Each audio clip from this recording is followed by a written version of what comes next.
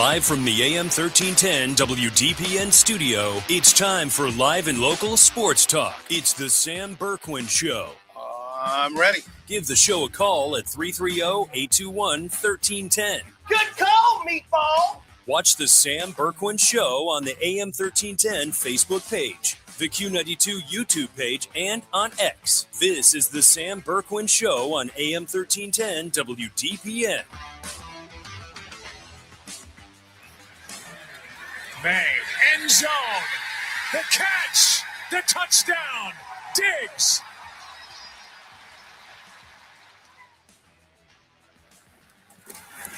Anderson coming off the edge. May steps into it, takes a shot downfield, and caught for the touchdown, Kayshon Boutte. That play. First and goal for the 5. Inside of 9 to go. Kyron Williams bouncing to the outside. Williams to the end zone. The Rams take the lead.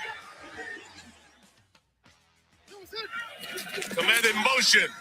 Williams drifting, sprinting for space, in all kinds of trouble. Put it up for grabs. The end zone. Connect. He got it for the touchdown. They've done it again.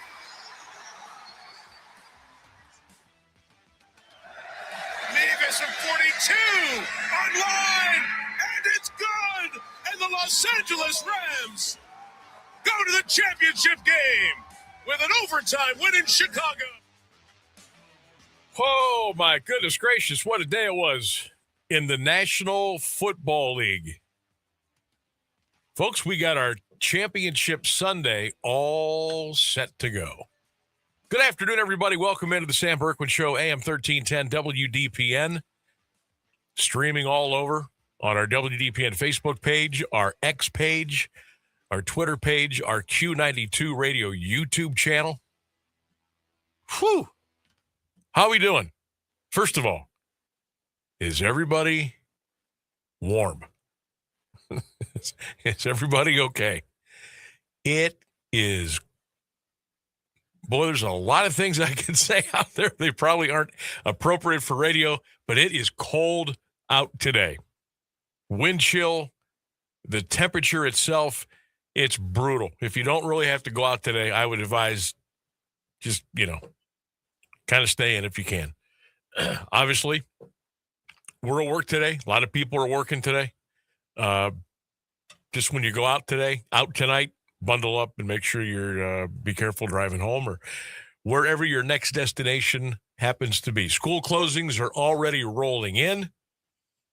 Ones that we are aware of: Alliance City, West Branch is closed, Sebring is closed, Canton City schools closed, Plain local schools are closed, Canton local schools are closed. Those are the ones that we are aware of. As soon as we get more, we'll add those to the list.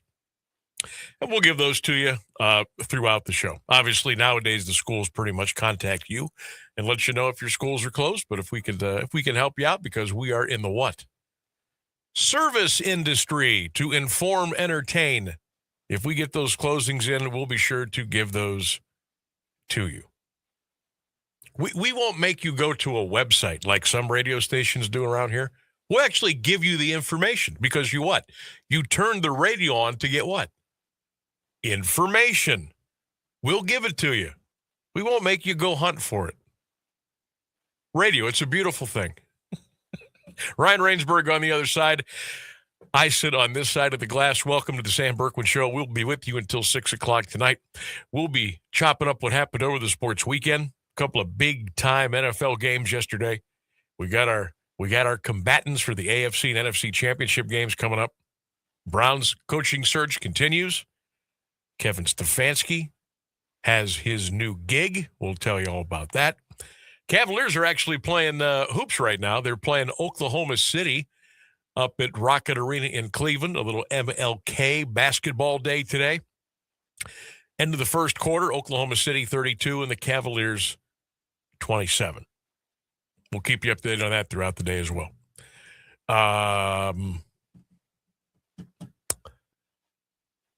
The Cavaliers today are without Darius Garland. Cavs put a statement out on him yesterday. Another injury. They're going to reassess, reevaluate in about 10 days, and then they're going to go from there. Cavs are, I don't know how loud I should say this, but I think they're starting to hit their stride. Mobley,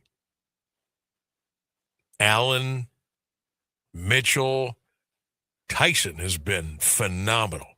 DeAndre Hunter, since those rumors popped up about 8-10 days ago about how unhappy he was in Cleveland and was trying to get out, he's playing some pretty good basketball right now, DeAndre Hunter. Porter's playing well, but Garland's out. Max Strus is still out. Sam Merrill's dinged up a little bit, but we're starting to find ourselves a little bit. Now, Oklahoma City today, yeah, they're pretty good. They're really good. They may repeat as NBA champions, but we'll see how it goes today. We'll keep you updated on the show here on 1310 WDPN. College football national championship game is tonight. Hallelujah. Miami Hurricanes, Indiana Hoosiers tonight, around 7:30, or at least that's what they tell us. Indiana is a 7.5-point favorite as we sit here right now. Who do you like tonight, the Hoosiers or the Canes? We did a poll question on this about a week or so ago. Most of you had Indiana. Some of you had Illinois. Some of you had Miami. But a lot of people think it's the Hoosiers. I tend to agree. I think this is one that you don't overthink. And I think Indiana's going to win the game tonight. Would not be surprised if they handled their business and won by at least 10. But we'll see. It'll be rocking tonight down in South Beach. Hoosiers and the Canes for all the marbles in college football in Division I. That's going to be entertaining. If you can get in, if you can afford to get in, how about the parking going for $600-700 a parking spot? That's not even including the $3,000, $4,000, $5,000, $6,000, $7,000 that you paid a ticket to get into the game. That's a car payment just to park. Can you more than a car imagine payment. Rolling into said lot? Person comes up to you and says, that'll be $700. And you just pull $700 out of your pocket and hand it to them. And they say, have a nice day, thanks. And you go park your car. You do not pull $700 out. You put your hand on the shifter, put it in reverse, and go literally anywhere else. 700 beans to park a car. Good Lord, man. Some of the lots are like $1,200-1,300. The closer we get to, because the gouge-o-meter is going through the roof right now. They better wash my car, too. They better put it in 24-karat gold. With some new wheels on it. With everything. But, yeah. I believe there will be more Indiana fans at the game tonight, even though it's at Miami. I think Hoosier mania in football is gone to a new level. I think they have gone to a new level. So that's coming up tonight. We'll talk about that a little bit. Of course, we'll recap the game tomorrow. Now, speaking of tomorrow, we're all going to have to be ready to do a little dance tomorrow, just in case. Because I got a feeling there will be lots of additions to the school closings that we already have for tomorrow. And then you start talking about games that are canceled, games that are postponed, games that are moved to a different day. So we're gonna have to play that game tomorrow. Right now, here on 1310 WDPN, Christian is scheduled to call Glen Oak at Alliance. Now, Plain Local's already called off tomorrow. I don't know what the rules are for the different school districts. Like if you don't have class that day, some prohibit you from playing in an athletic event. Some schools go ahead and let you. So we'll see. How does that work in Alliance, Rainsburg? Do you know if you don't have school that day? If there's a game later that night, is it played or do they wait? You'd think I'd know that, right? Yeah, because that's I went there. I said I got the perfect guy to ask. He went to I'll ask Rainsburg. Class of 2012, but I could have guessed, but now the way that they be closing schools, that's not very Alliance of them. Not the Alliance I went to, so I couldn't tell you for sure. Huh. They might not play their game if they close tomorrow. So I was not expecting them to even close tomorrow. Yeah. So there's that. Should be over fun. On the Q92 tomorrow night, we are scheduled to have Youngstown Ursuline at Massillon. That's tomorrow. Also scheduled to do our show tomorrow live from Massillon at 3. And then, you know the drill. Tuesday, Friday, I do the show on site at the gyms, and then we call the game on Q92. I don't know what Massillon's rules are. I don't know what Youngstown Ursuline's rules are. Sometimes between public and parochial, a lot of the times the parochial, no sports. You don't go to school that day, you don't play.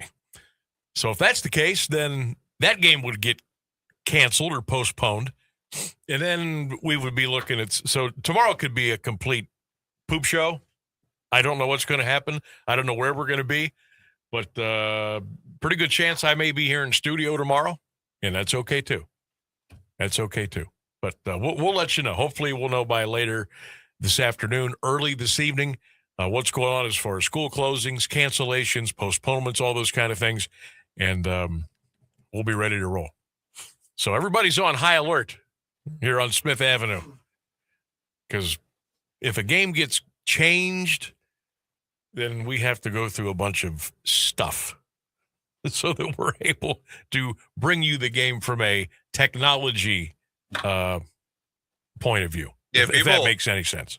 People might not ever think about it, but there's we don't just like show up there and call a game. We got a lot of pre-setup that goes into that. Lots of stuff goes into it. You can't just, you got to ask the school, man. You can't just be there. Yeah. First of all, you got to get permission. Yep. Then you got to figure out logistics, setup. But then once you get the weather and cancellations and everything involved, then things get a little tricky. But we will stay on top of that as best we can here on the show, 1310 WDPN, and, of course, in the AM 1310 WDPN newsroom for sure. A little breaking news out of the not really, but I guess kind of a big deal. For the first time in 21 years, LeBron James was not voted an all-star starter. For the first time in 21 years. Now, obviously, he'll be on the team, but he just won't be a starter. So, little news there out of the association. Also today, wanted to thank everybody who came to the Pro Football Hall of Fame Luncheon Club at Tozie's on 12th in Canton today. Had a great time being the guest speaker at the Luncheon Club. If you missed that, it's up on all of our social media platforms. You can watch the entire program on our WDPN Facebook page, on Twitter, Q92 Sports Facebook, and the Q92 Radio YouTube channel. It's all up, or you can go back and watch that now. You can watch it at any time. So don't be confused when you go to our social media platforms and you see me talking now in this outfit, and you go back 2 hours ago and you see me talking at a podium in a completely different outfit. Don't get confused. Two separate things. I got to be honest with you. I thought for about 2 minutes about just wearing what I wore to the Luncheon Club today on the air during the show. Sam. And then I said no. No. Because I think it's pretty well known. I'm not dress up guy unless I have to, but I'm really not. So today I have khakis, navy blazer, button down, long sleeve shirt, But no, as soon as I got into the station, I went back out of the car. I got my gym bag. I got my golf shirt. I got my hat on, and we're ready to go. But thank you to the Hall of Fame Luncheon Club. Thanks to everybody on the committee for having me back again today. Great job by everyone. Great question and answer session today. Looking forward to hopefully going back again next year. And thanks to the people who showed up and came out today. I drove through a whiteout today to get there, and I know a lot of you did too. So I appreciate that very, very much, and had a great time. And looking forward to doing that again next year. Also, before we take our first break, I was the MC of the Stark County Baseball Hall of Fame induction ceremonies over the weekend. That was Saturday night, and that was at the North Canton Eagles. We had a great time, had a big crowd, and I just wanted to congratulate the inductees who went in to the Hall of Fame this past Saturday. Doug Shook, Dave Schaub, Trent Ridgely, Spike Ridgely, Mike Sturznickel. Congratulations to Bobby Dubovec, Zach Barson. I got a couple more here. Dan Herbert, Travis Middleton, and Ray Riley. Congratulations to our class of 2026 in the Stark County Baseball Hall of Fame. And I just want to let everybody know, a lot of you were worried that I wouldn't make it out of the Eagles Saturday night with any money left in my pocket. Because there are, slot machines there. Quite a few. It's a private club. And a lot of you said, oh, my God, you just need to go home. When the banquet's over, just go home. Don't go in the other room. Don't reach for your wallet. Just go home. And I did. I didn't feed any machine. I said my goodbyes with my thank yous, and I got my stuff, and I went home. So we're good. No financial casualties Saturday night after the banquet. All right. Sam Bourquin Show poll question of the day. Who's going to the Super Bowl? Who's going to Super Bowl 60? Hit me up, 330 on the phone. Hey, 330-821-1310. You can text 330-924-7088. You can leave your comments on social media at the Q92 Radio YouTube channel or our Facebook and X pages. But who is going to Super Bowl 60 at Levi Stadium in Santa Clara, California? We got 4 teams left. Rams, Seahawks, Broncos, Patriots. Who's going to play in Super Bowl 60? Let us know. Drop your comments. Give us a ring, 330-821-1310. The phones are alive here on Smith Avenue. We'll take our first break and come back with a whole lot more. It's the Sam Bourquin Show. Just getting rolling here on a frigid Monday, 1310 WDPN. Of all the ways to get ahead in life, we're one of them, and we're legal. The John Tesh Radio Show. I'm John Tesh, and we couldn't be happier about bringing you intelligence for your life every day. We have a room full of researchers gathering the information and ideas you need to make your life simpler and better, and to make you the smartest person in the room. You're just trying to be better. We're just trying to help. The John Tesh Radio Show. Join me for music and intelligence for your life, 10 to 3, Monday through Saturday, only on AM 1310 WDPN. It's intelligence for your life. Are you looking to send flowers to someone special? Let DeHoff's Flowers Greenhouse and Landscaping take the hassle out of this beautiful gesture for you. When you order online through national flower dealers, you lose 20 to 30% of your money because it goes to the middleman. Get more bloom for your buck and order from DeHoff's. They'll deliver. It's true, when you skip the middleman, all your money goes towards the flowers, and that makes everyone happy. Well, except the middleman. Locally owned and operated, the experts at DeHoff's have over 61 years of professional knowledge and experience, and they'll be happy to design the perfect arrangement for all the events in your life. So remember, DeHoffs.com, and you'll always get more bloom for your buck. In Alliance on the corner of Beach and Beechwood, you can order by phone too at 330-823-1455. How's Tommy doing now? Much better. You said it was asthma? Yeah, he started with this cough and then he was wheezing. That's terrifying. Doctor said hidden triggers can make it worse. Things like dust, mold, even pests. Pests? Yeah, droppings and allergens from cockroaches and rodents can seriously impact children with asthma or allergies. I had no idea. We're making sure our home stays pest-free. Don't let pests put your family's health at risk. Visit pestworld.org to learn more. A public service message from the National Pest Management Association.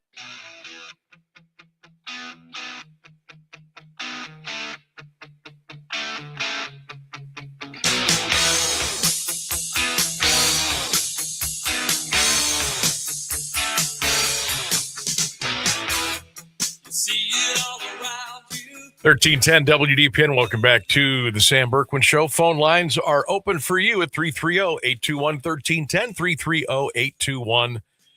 330-821-1310. Again, the school closings continue to roll in. Some of the ones that we have so far: West Branch off tomorrow, Lion City off tomorrow, Sebring off tomorrow, Plain Local off tomorrow, Canton City off tomorrow, Canton Local off tomorrow. Those are the ones that we have now. I'm sure we will add to that list, so keep it here on 1310 WDPN. Poll question of the day: who is going to be playing in the Super Bowl? Dave says not the Browns. Chad's got the Patriots and the Seahawks. Glenn has the Rams and the Patriots. Who's going to the Super Bowl? 821-1310, 330-821-1310.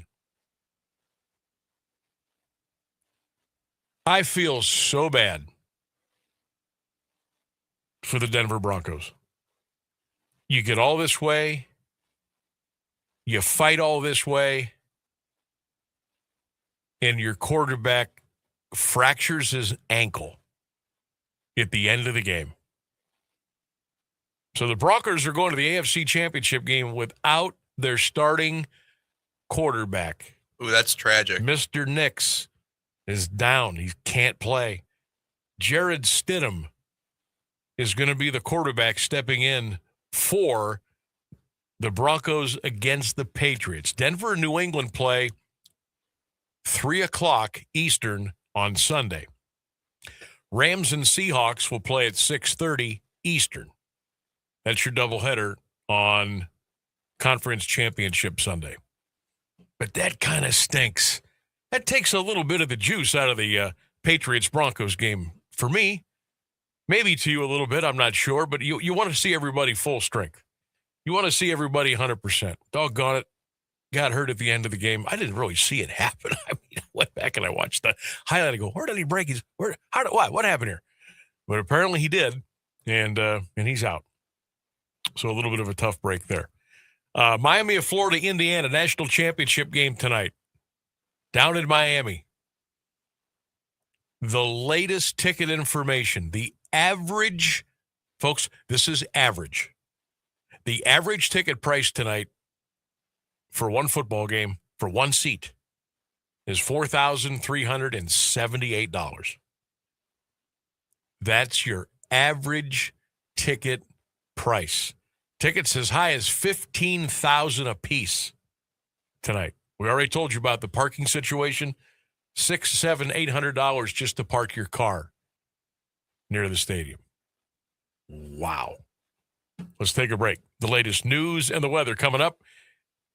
And we'll be back on the other side and get things rolling here on a Monday. This is Sam Bourquin Show, AM 1310 WDPN. Now, the latest area news on AM 1310 WDPN. Good afternoon. It's 3:30. Norway's prime minister says he has received a message from President Trump about rising tensions over Greenland. In the message, the American leader reportedly said he no longer felt obligated to think purely of peace since he did not receive the Nobel Peace Prize. Trump's message to Jonas Gahr Store was first reported by PBS. It appears to ratchet up a standoff between Washington and its closest allies over Trump's threats to take over Greenland. To force European countries that have rallied around Denmark and Greenland toward talks, the president on Saturday announced a 10% import tax starting in February on goods from 8 nations. Those countries issued a forceful rebuke. British Prime Minister Keir Starmer sought to de-escalate tensions today. ABC News has learned the Pentagon has placed troops on standby as tensions continue in Minneapolis 10 days after the deadly ICE shooting of Renee Good. ABC's Nicole D'Antonio reports from Washington. Roughly 1,500 active duty Army paratroopers on alert, waiting for a possible deployment to Minneapolis. Defense officials telling ABC News President Trump hasn't made a final decision on whether to deploy the soldiers, but they're taking, quote, prudent steps to prepare. The White House not yet commenting. It comes just days after the president threatened to invoke the Insurrection Act for the first time in more than 30 years, which would allow him to use the U.S. military domestically. Nicole D'Antonio, ABC News, Washington. Hackers have disrupted Iranian state television to air footage supporting the exiled crown prince. The footage calls for security forces to not point your weapons at the people. This comes amid ongoing nationwide protests and a crackdown that activists say has left at least 3,900 people dead. Tensions between the U.S. and Iran remain high over the crackdowns. Meanwhile, the USS Abraham Lincoln aircraft carrier is on a route that could bring it to the Middle East. In London, Prince Harry appeared in court today as he and other celebrities sue the publisher of the Daily Mail. ABC's Maggie Ruley has more from the foreign desk. Harry, alongside 6 other high-profile names, including Elton John and Elizabeth Hurley, suing Associated Newspapers, the publishers of the Daily Mail, for illegal information gathering, arguing that back in the 1990s and early 2000s, the newspaper group paid private investigators to bug their homes and cars, listen in on their phone calls, even bribe police for sensitive information. Associated Newspapers denies all allegations, calling them preposterous, adding they are unsubstantiated and highly defamatory claims based on no credible evidence. It's 14 degrees in Alliance at 3:32. This is WDPN News. I'm Jeff Mears. Here's Mark Johnson's forecast on AM 1310 WDPN. Cloudy skies, windy conditions through your afternoon. Wind gusts to 37 miles per hour, a high near 23, wind chills to -4. Overnight, a mainly cloudy sky. We've got a cold weather advisory in effect. Our low near 4 above, a wind chill to -15. I am Mark J. Weather from 3 News.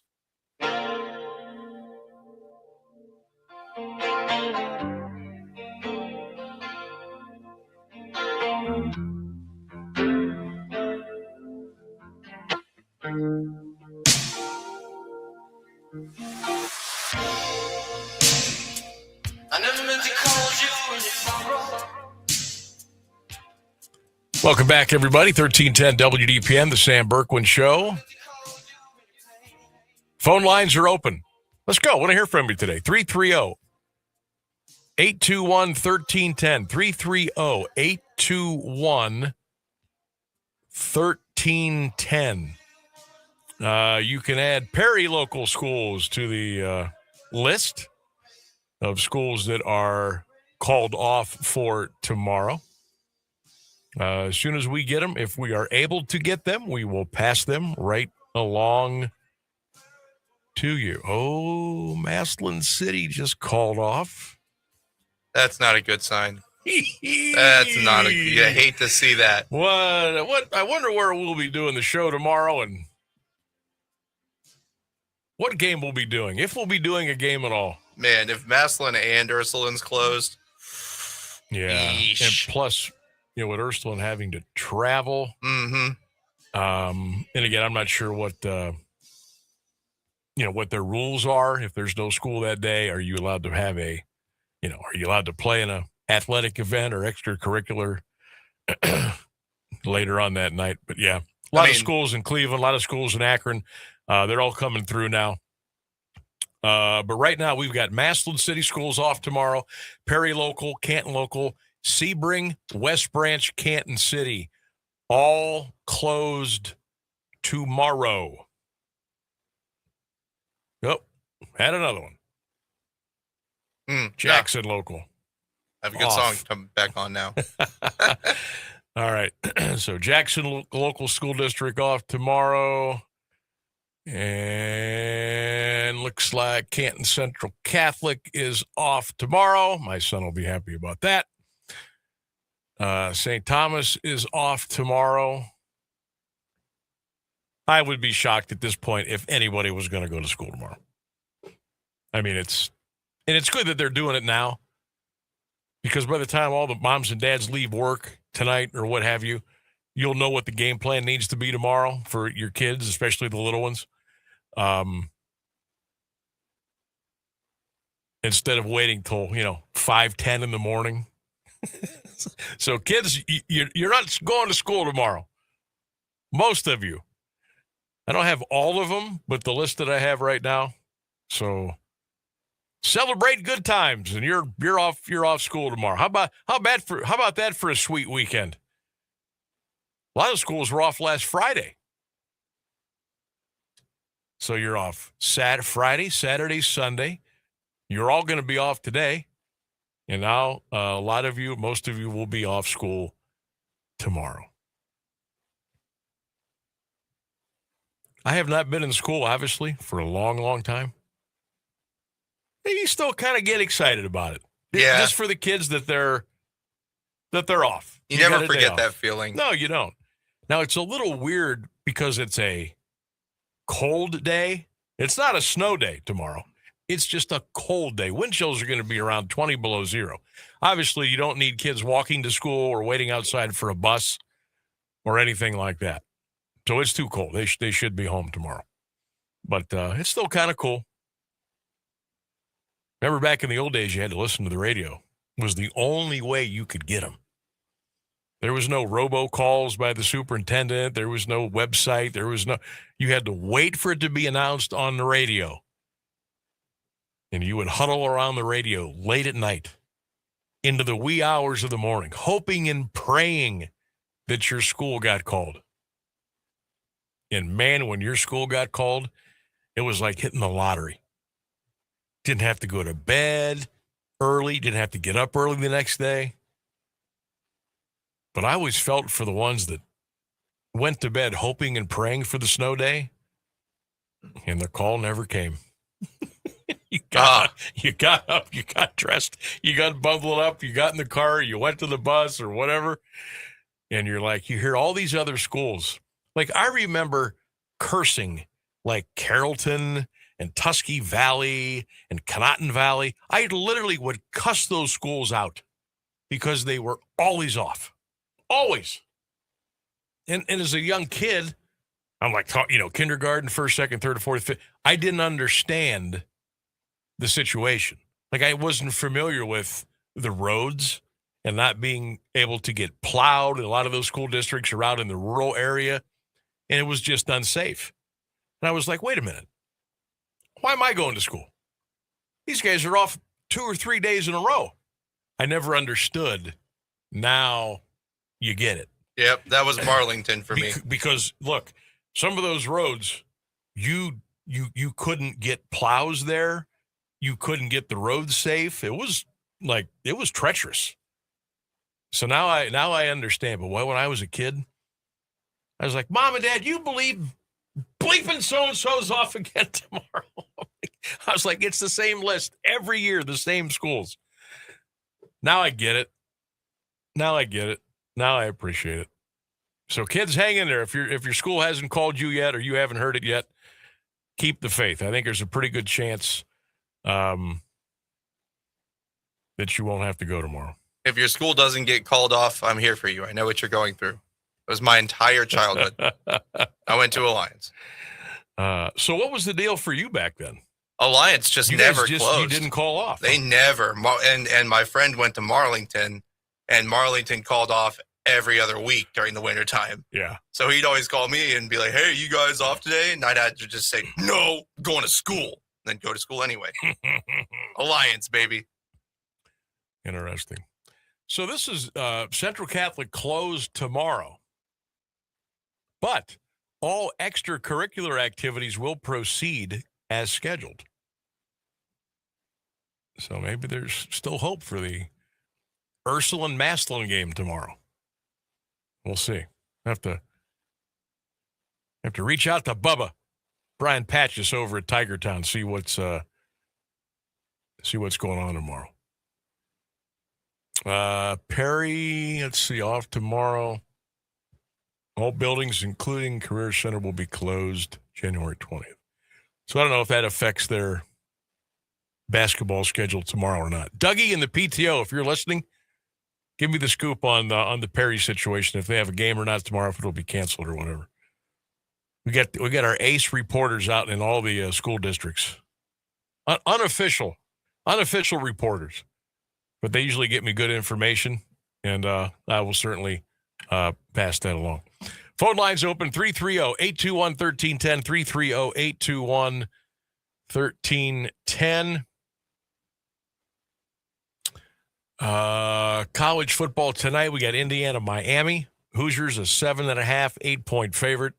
I like Indiana tonight. I'll give you a little tease for Sammy B's best bet. Oh my God, I've lost 5 nights in a row. I blew every pick last week. Monday, Tuesday, Wednesday, Thursday, Friday. Blew them all. So you got to ask yourself, do I really trust Sam on his best bet? Do I really want to go down that road? Or do what my partner Lee Foster does. He fades me. In the gambling world, you just go the opposite of what I say. And you might win. Maybe I'll do that to myself. I think your odds are exactly the same no matter what you do. You're probably right. So what I'll do is I'll give you my best bet today at 429. And then when I make the click tonight before the game, I'll go against myself. Ooh. No. That's not how I would do it. But I got a better chance. Do you? You've lost 5 in a row. I feel like at this point, the odds are more likely that you're going to win than lose. I don't know, man. That's how you lose real quick. It's like roulette. Odds are that 17's going to come up. Never comes up. Look, that's how I feel. You lose 5 in a row, and then you flip the system. You're going to lose 5 more in a row because now the luck's backwards. Stay with it. Stay with it. Don't overthink it. Stick to your guns. I will say this. This was not a Sammy's best bet because we were not on the air. Obviously doing any games on Saturday and Sunday. I played, I know none of you are going to believe this because of the terrible streak that I'm on. I played a college basketball game on Saturday. Georgia Tech was a 17.5 point underdog to North Carolina State on Saturday afternoon. I played Georgia Tech on the money line. They won the game outright. So it's not all doom and gloom for yours truly. But those come along once in a while. Once in a while. Unfortunately, I haven't been able to deliver any of those to you on Sammy's best bet. But yeah, I just wanted to get that out there. All right, latest update on the school closings real quick. Canton City, West Branch, Sebring, Canton Local, Perry, Massillon, Jackson Local, Central Catholic St. Thomas, all off school tomorrow. If we get any more information or I get some more text or emails, we'll be sure to pass those along to you here on the show, AM1310 WDPN. Again, as far as our basketball plans for tomorrow at AM and FM, who knows? With all the cancellations, who knows? We'll try to figure that out late tonight, maybe early tomorrow. There may be some graphics work needing done tomorrow, some links. Who knows? But we'll get through it. We'll get through it, and we'll do what we do. We'll do what we do. Look, man, it's my job to make it work. That's right. Yep, that is right. Okay, so the playoff games yesterday. I loved, and I said this at the luncheon club today. I love that both games were outside.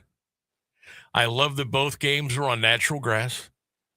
I think. I don't know if Gillette Stadium's grass or turf. Anyway, the games were outside. There was a little bit of snow. There was some cold. There was a little bit of wind. It felt like playoff divisional football, didn't it?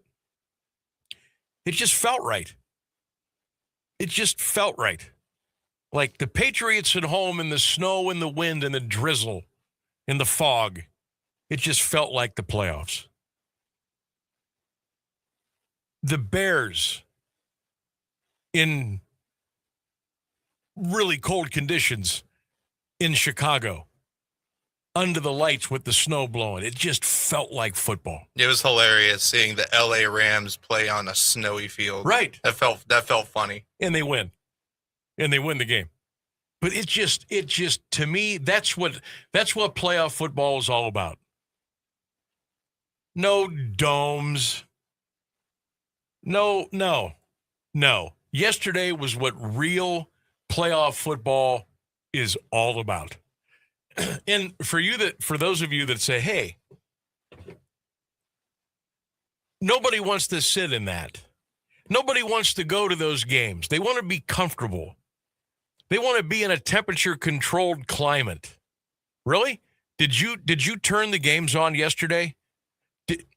Were there any empty seats in Chicago, in New England yesterday? Let me save you some trouble. The answer is no. Every seat was taken. People aren't going to stay away just because it's cold or they're a little uncomfortable. Especially not the people of Chicago and New England. Right. They're used to it. They've always had this kind of weather. They're built different. And they love it. They thrive on it. The tailgating was incredible at both places, 4, 5, 6 hours before the game even started. Oh, but Sam, we want to be comfortable. Oh, man. Winning football, people don't care. People don't care about being comfortable when rooting their football team on for a chance to go to a conference championship. I'm sorry. That's just the way it is. That's just the way it is. Did people stay away when the Browns and Raiders played at the old stadium? The Red Right 88 game, Raiders won 14-12. Sipe, I remember, throws the interception to Mike Davis. We didn't put Cockcroft in to kick the field goal. What was the wind chill that day? 25, 28 below?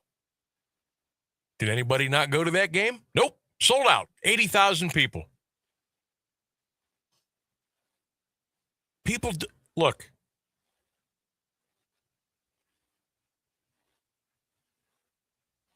It's part of our fabric. And I can see some of you out there now rolling your eyes. We need to be advanced. We need to build these domes because the owners can make more money by hosting more events. People want to be in a climate-controlled environment. Do they really? Let me put it this way. Do the real football fans want that? Not the ham and eggers. The real, true, diehard football fans. They don't care. They don't care. Buffalo Bills fans don't care. Patriots fans don't care. Browns fans don't care. Bears fans, Broncos fans, they don't care. They'll sit out in anything if their team's got a shot. And if you're playing well during the regular season, they'll go too. This whole thing of these owners, some of them holding the cities hostage. Some, not all, some. Just so they can get more events. So they can make more money.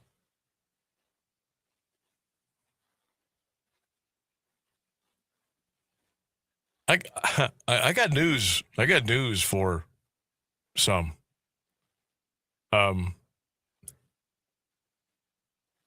Just because your NFL stadium is going to be a dome and you may have more events during the year, more events during the calendar year for your building, for your stadium, that doesn't necessarily equate to the economy of the city getting a big piece of the action. I think a lot of you think that just because that it's going to be a cash windfall for everybody. That's not the case. That's not the case. You think the city of Cleveland is going to really hugely financially benefit from what's going to go on in Brook Park? In the Haslam world? You're not seeing any of that money. You may see a little bit, a little trickle-down effect, but you're not going to see a lot of that money. That's a lie. That's a falsehood. Just because you get a dome, well, that's going to benefit everybody.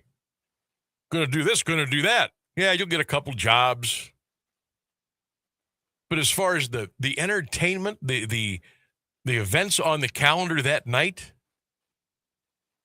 no, that money's staying right there. That money's going to stay in the owner's pocket. Yeah, you get a few people to buy some gas and stay in some hotels. But where's all that money really going to go? Where's the majority of that money going to go? When Kansas City, somehow, some reason, hell-bent on building a brand new stadium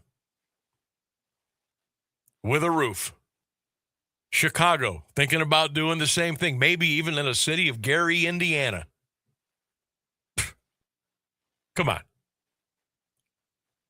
You think the true Kansas City Chiefs fans want that? You think the true Chicago Bears fans want that? Now, the sissy fans out in L.A., you got your nice SoFi Stadium because if it goes under 60 degrees, you're cold. You're not comfortable. You got the Chargers and the Rams combined have 5 fans. I thought yesterday was just fantastic. Outdoor football, elements. Elements didn't change the way the game was played. A little cold. Sure it was. A little snow, a little wind, but it's not like it was a blizzard. I guarantee you if the Browns would have been playing yesterday, there'd be 68,000 people at the stadium. Sold out. You probably couldn't get a ticket. If the game was in Buffalo, same thing. Those are the hardcore, real football fans. Not the fake fans like the Rams and Chargers. Fake. Phony. A lot of Miami fans, phony nowadays. A little different when Greasy and, Duriel Harris and those guys were playing back in the old Orange Bowl. A little different scene now. Minnesota played at the old MetLife Stadium. They went to the Metrodome. Now they're in another dome. But those people in Minnesota, you kidding me? You think they wouldn't fill up an outdoor stadium if the Vikings had a chance to go to the Super Bowl? Not a chance. You couldn't get into that game. You couldn't get in. They're going to be 10 feet of snow. The people in Minnesota are really built different. Doesn't matter. They're going. They say bring it on. Same thing in Denver. Buffalo, I've mentioned. It's just a whole new thing now. Whole new thing. But after all that, who do you like in the Super Bowl? Which, thank goodness, is going to be played outside this year on real grass in Santa Clara. Who do you like? Rams, Seahawks, Patriots, Broncos. Who's going to be in Super Bowl 60? 330-821-1310. You can text in 330-924-7088. You can drop your comments on all of our social media platforms, including the Q92 Radio YouTube channel. Cole, great show. It's -4 outside right now with the wind chill. Sorry I couldn't make it to the luncheon club today. Heard you did well. Thank you. Frank, great job today at the luncheon club. A lot of great comments from the members. Appreciate that, sir. Had a great time today at the luncheon club. Had a really good time. And again, thanks to everybody for coming and getting out in the cold weather and making it over today. I know it was a rough go in today, but I appreciate everybody that showed up. All right, let's take a break. 55 minutes past the hour. We'll come back and get you right up to the top at 4. Sam Bourquin Show, 1310 WDPN. High school basketball is on AM 1310 WDPN all season long. Brought to you by SARTA. I'm Christian Bigglesworth, calling boys and girls action from around the Eastern Buckeye Conference. the Alliance Aviators, the Marlington Dukes, and the West Branch Warriors. And this year, listen live and free on the AM1310 WDPN Facebook and X pages and the Q92 YouTube channel.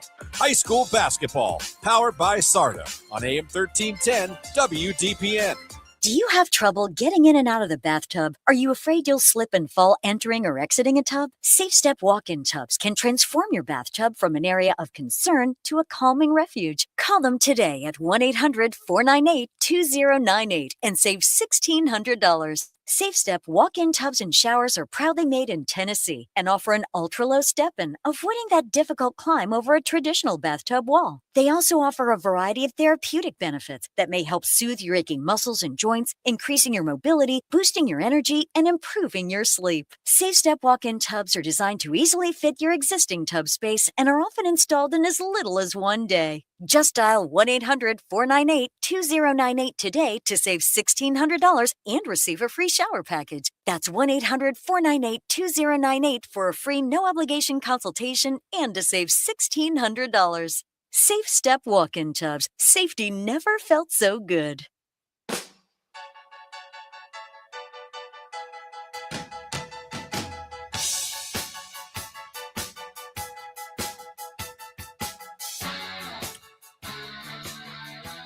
$1310 WDPN. Welcome back to the Sam Bourquin Show. Lots of school closings are rolling in. Check with your school if they haven't given you a robocall or sent out an email already. Most schools are already off for tomorrow. There's still a couple of stragglers out there. But as soon as we get all those in, we'll be sure to read those to you a couple of times throughout the hour here on the show. Poll question today. Who's going to play in the Super Bowl? Anthony has Seattle at New England. Doug, Patriots, Seahawks. Looks like Patriots Seahawks is the overwhelming favorite. Of course, the Patriots going up against Denver with a backup quarterback. That's probably a big reason, but nobody thinks the Rams can get there. Here's one. Melvin says Rams Patriots Super Bowl 60. Nobody. Well, here's another one. Mike checks in. Sam, I got the Rams and the Patriots. Either way, if the Patriots win, no matter who they play, it's going to be a Super Bowl rematch. We've had Patriots-Rams, right? Remember Adam Vinatieri? Greatest show on turf, kicked the game-winning field goal in the Superdome. That was the Patriots. That's when the dynasty started. And then you could have a replay of the Seahawks Patriots when Pete Carroll was going up against Bill Belichick, and stupid Pete Carroll decides to throw a pass on the 1-yard line instead of giving it to Marshawn Lynch. The ball's intercepted, and the Patriots win that Super Bowl. So you're going to get a rematch either way. Unless the Broncos shock everybody. But I don't see that happening. But let us know. Who's going to be in Super Bowl 60? Give us a ring, 330-821-1310, or send it via the text. 1 hour in, 2 more big hours to go as the cold and the wind continues here in the Carnation City of Alliance and all over Northeast Ohio. We'll take a break and come back. 1310 WDPN. News, weather, sports, local information, and music 24 hours a day. This is AM 1310 WDPN Alliance. ABC News, I'm Mike Dubusky. The Trump administration is now appealing a decision from a judge which temporarily blocked immigration officials from detaining people who were recording their operations.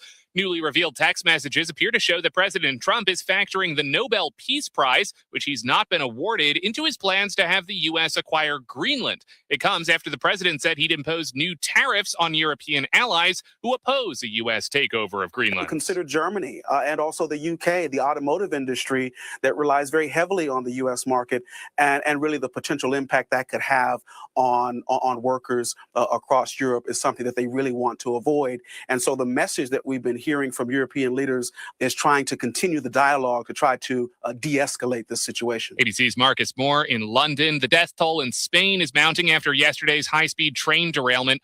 40 people have now been confirmed dead, officials say. This is ABC News. It's presenting a Gain Flings love story. Dear love of my life, we were on the 12B bus this morning when I caught a whiff. A scent so fresh, so life-changing, I had to find its source. Alas, I didn't know if you were the woman in the pink freshly washed cardigan or the retired mailman next to me, but I knew one of you was my soulmate.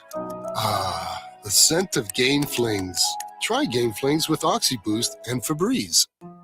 Progressive's accident response can detect and send help when you need it most, after a major car accident. But other accidents, you're on your own. Like when you accidentally call your wife Mom. When you accidentally say Happy Holidays on someone's birthday. When you accidentally wave at someone you thought was waving at you. We can't help with those accidents, but Progressive's accident response provides peace of mind after major car accidents. Progressive Casualty Insurance Company and Affiliates. Limited availability in California. Driver is responsible for emergency and towing charges not covered by the policy. Now, the latest Alliance area news from Jeff Mears on AM 1310 WDPN. Good afternoon. It's 4:02.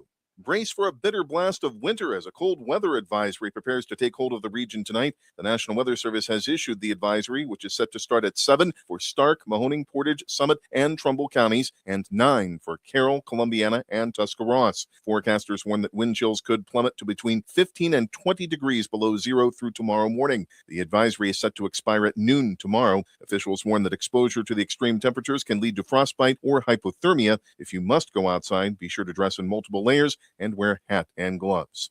Area residents seeking warmth this winter can visit local warming centers. In Alliance, Rodman Public Library on East Broadway Street is open during regular hours, and the Salvation Army on West Main Street is open weekdays from 9 a.m. to 3 p.m. Clothed in Righteousness on East Main offers evening hours, and Crossroads United Methodist Church in Canton is open 8 p.m. to 8 a.m. with SARTA providing transportation. The University of Mount Union has kicked off a week of events recognizing Dr. Martin Luther King Jr. Today's students and area residents participated in the National Day of Service. Abby Schroeder is director of Mount Union's Regula Center for Public Service and Civic Engagement. We've been doing this for about 15 years. In the last few years, it's really grown. We have about 320, mainly Mount Union students, but also local Girl Scout troops, some other community members out volunteering today at 20 different locations. Projects include painting and moving organizations into the commons, work at city parks, and visiting local nursing homes. Schroeder says 80% of the university's students volunteer at some point.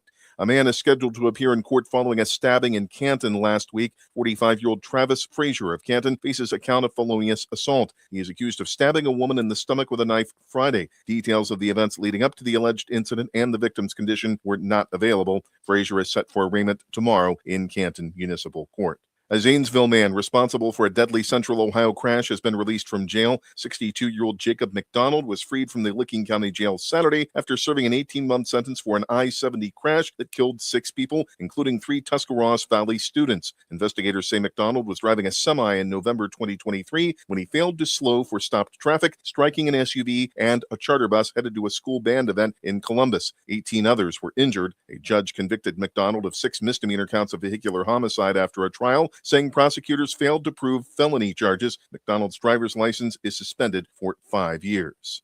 An Alliance area native has reached the highest levels of government after being sworn in as an assistant secretary for housing and urban development. 38-year-old Ben Hobbs was sworn in Wednesday to lead the Office of Public and Indian Housing. Hobbs is a graduate of West Branch High School, an Eagle Scout, and grew up on a Knox Township farm. In his new role, Hobbs will oversee programs for Native American tribes and public housing. He says his top priority is reforming the welfare system to help families break the cycle of poverty and achieve economic self-sufficiency. A Columbiana man accused of attempted murder is back in court for allegedly stalking his victim from behind bars. 66-year-old Frederick Harith pleaded not guilty Friday to new charges of menacing and intimidation. Prosecutors say he sent disguised letters from jail to the woman he is accused of attacking with a baseball bat last June. As a result, a judge has revoked Harith's bond, ordering him to be held without bail. Harith's upcoming jury trial has been delayed and converted to a status hearing. He was recently found competent to stand trial for attempted murder, arson, and kidnapping.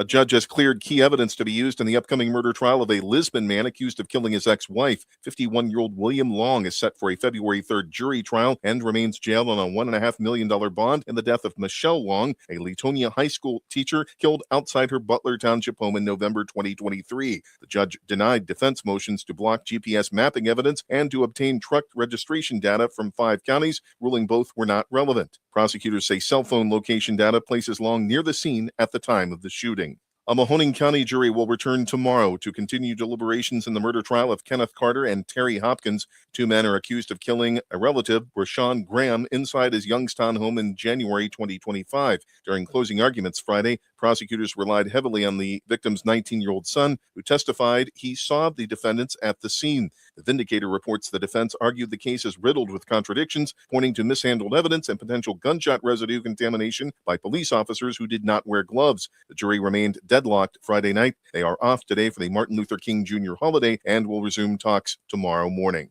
Liberty Township Police say a preliminary investigation has ruled out foul play in the deaths of 2 people found Thursday afternoon in a mobile home. Officers responded to Vintage Village Estates on Belmont Avenue for a welfare check at a trailer. Inside, a mother and her adult son were found dead. Police say the son, who had Down syndrome, depended on his mother, and preliminary information suggests she may have passed away first. The Trumbull County Coroner's Office is investigating cause and manner of death, with initial indications pointing to a medical-related incident.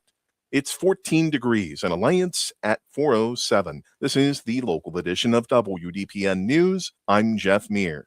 This WDPN weather is brought to you by Canterbury Villa of Alliance, where your loved ones become family. Schedule a free visit today by calling 330-821-4000.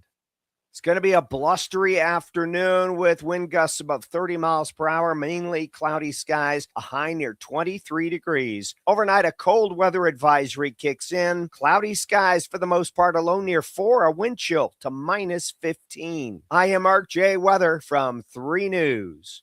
Send your loved ones to a place that cares and a place that they can trust. They'll find a place that feels like home at Canterbury Villa in Alliance. They will provide the highest level of care to their residents when it comes to skilled nursing, rehabilitation, long-term care, and Alzheimer's care. At Canterbury Villa, your loved ones become family. Located on Freshley Avenue, schedule a free visit today by calling 330-821-4000 and ask for Samantha Nutter. At Canterbury Villa, they walk the talk. Live from the AM1310 WDPN studio, it's time for live and local sports talk. It's the Sam Bourquin Show. I'm ready. Give the show a call at 330-821-1310. Good call, meatball. Watch the Sam Bourquin Show on the AM1310 Facebook page, the Q92 YouTube page, and on X. This is the Sam Bourquin Show on AM1310 WDPN.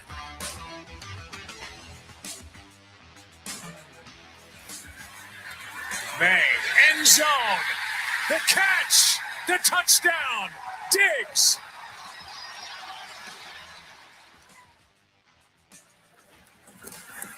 Anderson coming off the edge. May steps into it, takes a shot downfield, and caught for the touchdown, Kayshon Boutte. That play. First and goal for the 5. Inside of 9 to go. Kyron Williams bouncing to the outside. Williams to the end zone. The Rams take the lead.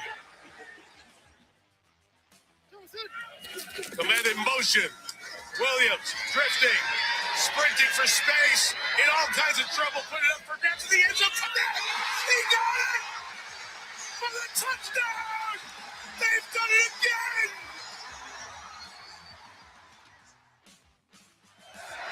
Nevis and 42 online, and it's good. And the Los Angeles Rams go to the championship game with an overtime win in Chicago. Mike Tirico with a call, NBC Sports. Joe Buck call, ABC Sports, ESPN, between the 2 football games yesterday. Of course, we had 2 on Saturday. We had 2 yesterday. We have our Super Bowl 60 combatants ready to go. Ready to go. What do you think? Who's going to be in Super Bowl 60? Who's it going to be? Gotta be the Patriots, right? Jared Stidham is not going to lead the Broncos over the Patriots, is he? In the Rams, in the Seahawks in Seattle. Do the Seahawks fire it up? The 12th man, Lumen Field. Do they take care of the Los Angeles Rams? Or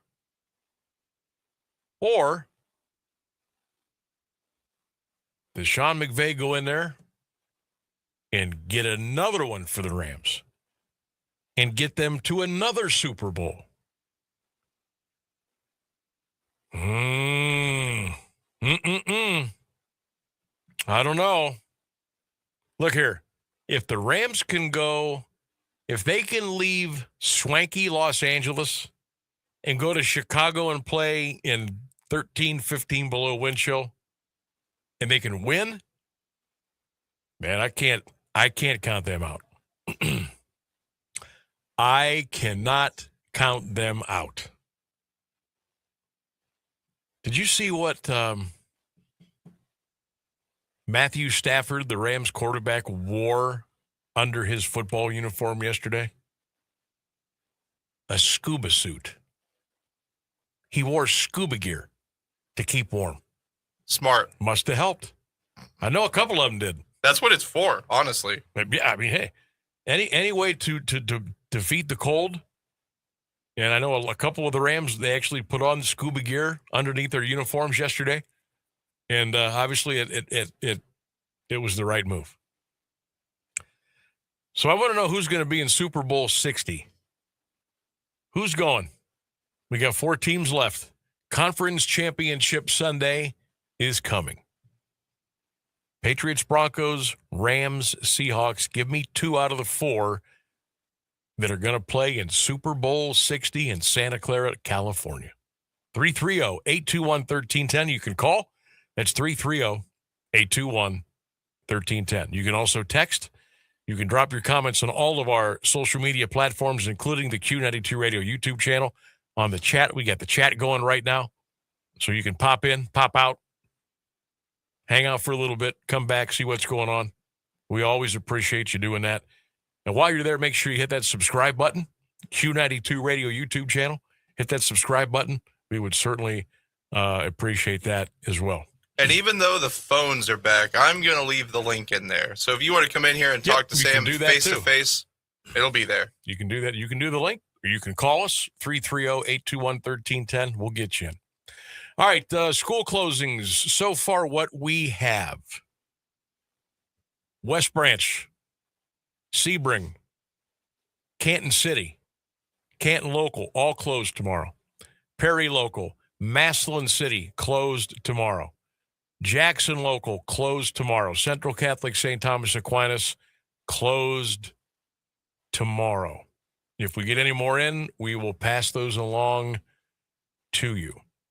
I'm checking out the Massillon one here because we are scheduled to do Massillon, Youngstown, Ursuline High School basketball tomorrow night on Q92, and scheduled to do our show tomorrow from Tiger Town at 3.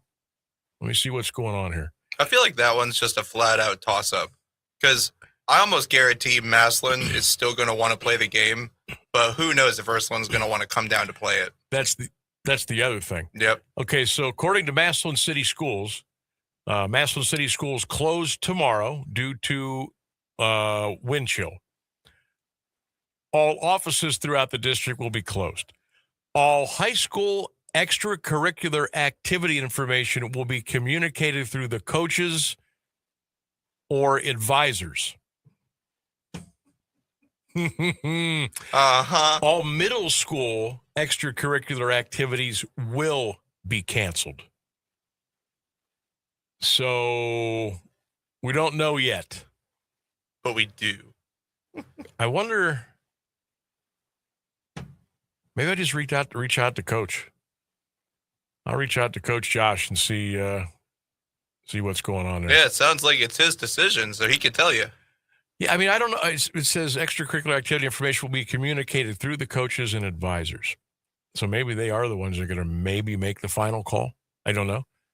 But I'm sure the athletic directors would have something to do with it because they have to kind of, get the school ready and get the lights on and get the heat going and got to make sure there's arrangements for the other team to come in and got to make sure the kids actually want to come in. The parents are going to let them and stuff. Yeah. So Coach Hose, if you're listening, give us a call. Give us a call or text me and tell me what's going on tomorrow. Now, as I had mentioned earlier, that sometimes the parochial schools a little bit of a different set of rules, but Central Catholic is off tomorrow, but all of their extracurricular activities are still on. I don't know what the rule is at Ursuline, but we'll work on that. Because if there is no Maslin-Ursuline game tomorrow, we'll have to pivot, A, to either find another game, B, I got to reach out to the athletic director, make sure it's okay for me to come out at 2 o'clock and set up everything. And then, we also got to make sure that everything else is okay. We'll just have we'll have you and Christian both call the Alliance game on both stations. Hey now, that would be fun. That'd be something. Hey, I'm all for that. How would that work? Co-op. You would still have to oversee both, right? Yeah, it wouldn't be any less work for me. I'll state that fact. God. It would be the same amount of work. That's funny. Christian, how you doing? Sam, what are you doing here? Yeah. You in the game? What are you doing? We're going to have Christian and Lee on the last half hour of the Sam Bourquin Show tomorrow. How about that? That would be interesting. Interesting is the best word for it. So here's what's going on right now. My partner, Lee Foster, is reaching out to Coach Gunther over at Youngstown Ursuline as we speak to see what's going on there. Coach Hose, if you're out there, let us know what's going on. Bubba Patches, email me or text me. Let me know. So if that game does not go off as planned tomorrow, we had 2 other games that we were looking at doing. Orville Northwest, possibly, or Louisville at Marlington. Louisville at Marlington. Ooh. Obviously, Marlington's already closed. Mm-hmm. I don't know what their situation would be. I don't know if Northwest has called off yet, but I'm not sure that. But they're playing Orville, who's got to make a little bit of a road trip in. So we'll see. We may not even have basketball tomorrow. We may not. But we'll let you know. If there's no hoops, I will be in studio tomorrow, ready to roll. 1310 WDPN. If we have a game tomorrow, we'll figure it out. So Rainsburg and Jake are on high standby for link activity and graphic activity. I'm always on high standby. Friday night, it looks like we will have McKinley at Glen Oak on the FM. I think Christian has his game already on the AM, so we're all set for Friday. Friday on the AM, we have West Branch and Marlington. Okay, so West Branch, Marlington on Friday on 1310. Q92, we will have Glen Oak and McKinley. Maslin plays Perry Friday night. That could be fun. We got to get a Panther game in. They won like 5 in a row. Jackson Lake on Friday, but I think that's where we will be Friday. Northwest says they will play tomorrow. We will go to see all this stuff is just, yeah. Well, why did I even open up this box? If Maslin gets canceled tomorrow, we will do Perry Maslin Friday on Q92. So, yeah, there's a bunch of stuff going on. You know what? I'm just going to exit right out of that. And because I'll just get consumed with the constant information coming in. I think Hall of Fame Cities on YouTube's just laughing at you. He's posted a bunch of lulls. Probably. So that's the scoop. We'll play it by ear. When we know where we're going, we'll let you know, and we'll reach out to the schools, and we'll make sure we can get you some hoops, because that's what we're here for. As long as I know by 2 o'clock when I get here, I guess that'll That'll be plenty of time. Yeah, we'll figure it all out. Make it work. It's team effort here. Lots going on behind the curtain. You know what I mean? Poll question today: who's going to the Super Bowl? Super Bowl 60. Who you got? 330-821-1310. You can text 330-924-7088.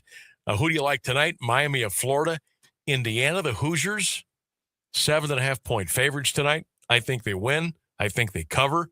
I just think they're the better team. At the end of the day, sometimes you have to look at the game and say to yourself, don't overthink this. Don't overread. Don't overanalyze. Don't over anything. Look at the matchup. Look at the teams and pick the winner. And I think the winner is Indiana. Now, whether they cover the number or not, we'll see. NBA basketball, oh boy. Cavs having a tough time. 3:50 to go in the third quarter up at Rocket Arena in Cleveland. Oklahoma City Thunder, 78. Cleveland Cavaliers, 68. Cavs down 10 late in the third up in Cleveland. That's better than I expected, actually, especially OKC. OKC's really OKC. Good. Let's see here. Yeah, Oklahoma City scored 32 in the first quarter, 34 in the second. They now lead 81-70 late in the third. SGA for the Thunder, 23 points already. Evan Mobley's got 15 and 7 rebounds for the Cavaliers. Cavaliers shooting is awful today. 24 of 66. They're 5 of 24 behind the three-point line. Guys, the hoop is right there. OKC, 30 of 63 from the floor, 11 for 30 from the three-point line. Cavs down 11 late in the third. Let's take a break. 23 minutes past the hour. Phone lines are open, 330-821-1310. It's the Sam Bourquin Show. 1310 WDPN. Stay with us, everybody.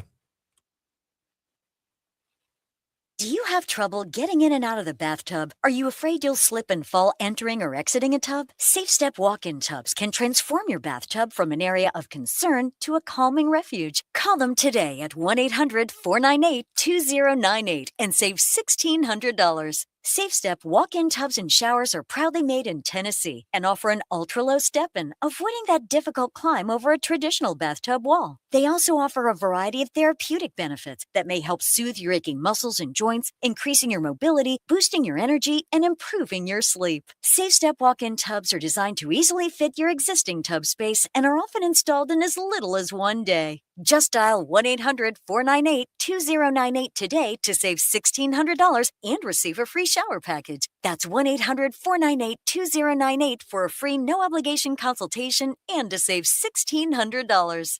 Safe Step walk-in tubs. Safety never felt so good. Mama, what does the chicken say? Dog. Cat. Giraffe. Giraffe, really? Giraffe. You're not going to get it all right. Just make sure you nail the big stuff, like making sure your kids are buckled correctly in the right seat for their age and size. Get it right. Visit NHTSA.gov/the right seat. Brought to you by the National Highway Traffic Safety Administration and the Ad Council. Teachers are dynamic leaders, shaping a new generation. They bring a variety of perspectives from diverse backgrounds, innovating how they teach to prepare students for our fast-changing world. Achieving this takes skill and expertise. They're tireless explorers, creatively discovering a universe of solutions, telling stories, experimenting, inspiring, mentoring, connecting cultures, and connecting with each other, leading by example. Experience the unique joy of helping students thrive.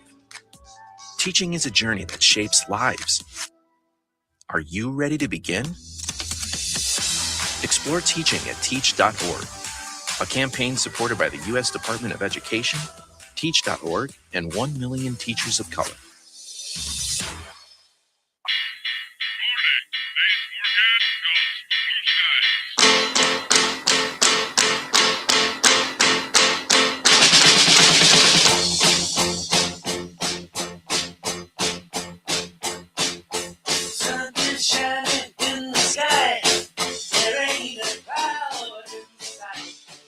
All right, another cancellation coming in. This is for college.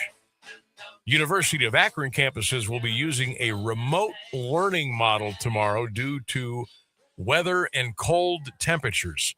So no in-person classes tomorrow for the University of Akron, a remote learning model. Well, I'm sure all the kids will be locked onto their computer tomorrow for class. All right, here's the list we have so far. Jackson Local, off. West Branch, Sebring, Canton Local, Perry, Massillon, Jackson, Central Catholic, St. Thomas. I have not seen Alliance City Schools yet. And you will not. Ravenburg says they're not going to call off tomorrow. Hey, look here. If I have missed it, I haven't seen it. Maybe they have. I don't know. I'll have to double check. Yeah, if anybody knows for sure, let us know. I mean, I haven't seen, and yeah. Oh, this is funny. One of the area car wash chains is going to be operating on a delay tomorrow. They're going to open up at 9 because of the wind chills. Oh, that's funny. Of course, that's the one where I have my car wash membership at. So I guess I won't be getting a early car wash tomorrow before I head to wherever I'm heading.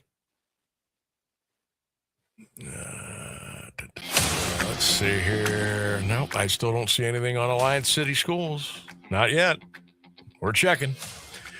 All right, it's time for Sammy's Best Bet. You know that those picks we gave you last week, Monday, Tuesday, Wednesday, Thursday, Friday? Forget that ever happened. Forget we ever gave those picks out. Forget about it. Tonight, this one you don't overthink. You don't try to find the angles and the trends and the excuses and the numbers. No. This is, to me, this is real simple. Now, the point spread kind of muddies the waters a little bit. Now, as far as who's going to win the game, Indiana Hoosiers are going to win this game tonight. Will they cover the 7.5? Yes. I'm not going to overthink this thing. Indiana's the better team. They got the better coach.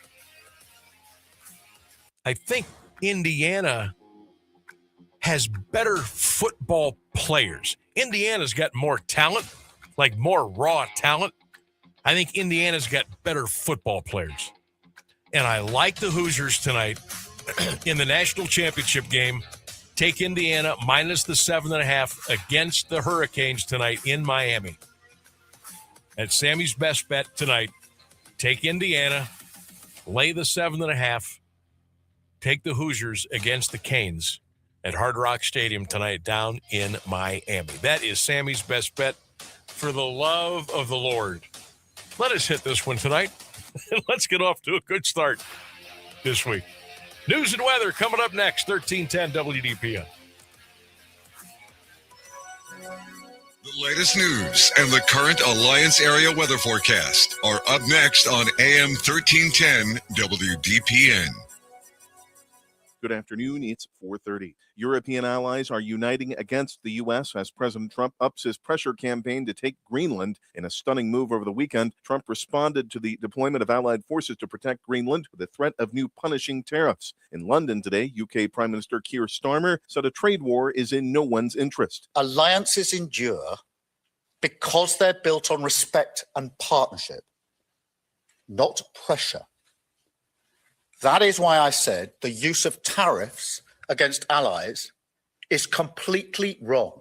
At least 8 more countries say the United States has invited them to join President Trump's new Board of Peace overseeing next steps for Gaza. A U.S. official confirms that a $1 billion contribution secures permanent membership, while a 3-year appointment requires no contribution. India, Jordan, Australia, Greece, Cyprus, and Pakistan say they have received invitations, and Hungary and Vietnam say they have accepted theirs. The official member list is expected in the coming days. The Board of World Leaders could rival the UN Security Council, which U.S. vetoes have blocked from taking action to end the war. The FBI is calling on agents to volunteer to travel to Minneapolis, though the assignment, at least for now, is unclear as protests continued through the weekend. Also facing scrutiny is the city and the state's top Democratic leaders. ABC's Matt Rivers is in Minneapolis with more. Minneapolis Mayor Jacob Fry and Minnesota Governor Tim Walz under investigation, sources say, for allegedly obstructing law enforcement activities in the state. Fry telling ABC News that he and Walz have done nothing wrong, but suspects they are being targeted for speaking out against the administration. There are other countries where you get investigated for saying something that runs counter to what the federal government states. But in this country, it's not that. Anger is growing between state and local officials and the federal government. Spanish police confirm at least 39 people are dead after a high-speed rail collision in southern Spain. The crash occurred Sunday when the tail end of a train jumped the track, causing another train to derail. Authorities say the impact was so violent that bodies were found hundreds of meters away. Efforts to recover the dead continue, and the death toll may rise. 159 people were injured, including 12 critically. Transport Minister Oscar Puente calls the incident strange and says the cause is unknown. An investigation is underway. It's 12 degrees in Alliance at 4:32. This is WDPN News. I'm Jeff Mears. Meteorologist Mark Johnson has the latest forecast on AM 1310 WDPN. Cloudy skies through the afternoon. Snow is going to blow around. Wind gusts above 30 miles per hour, a high in the lower 20s. Overnight, a cold weather advisory kicks in. Our low near 4 above, a wind chill to 15 below zero. I am Mark J. Weather from 3 News.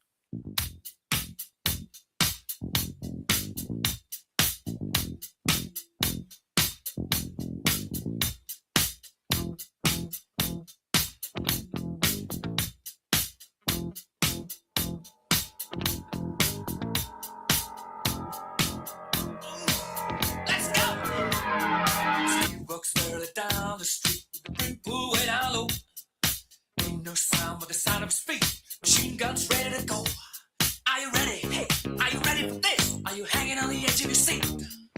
Out of the doorway, the bullets rip to the sound of the beat. Yeah. Another one bites the dust. All right. Another school bites the dust. School closings tomorrow.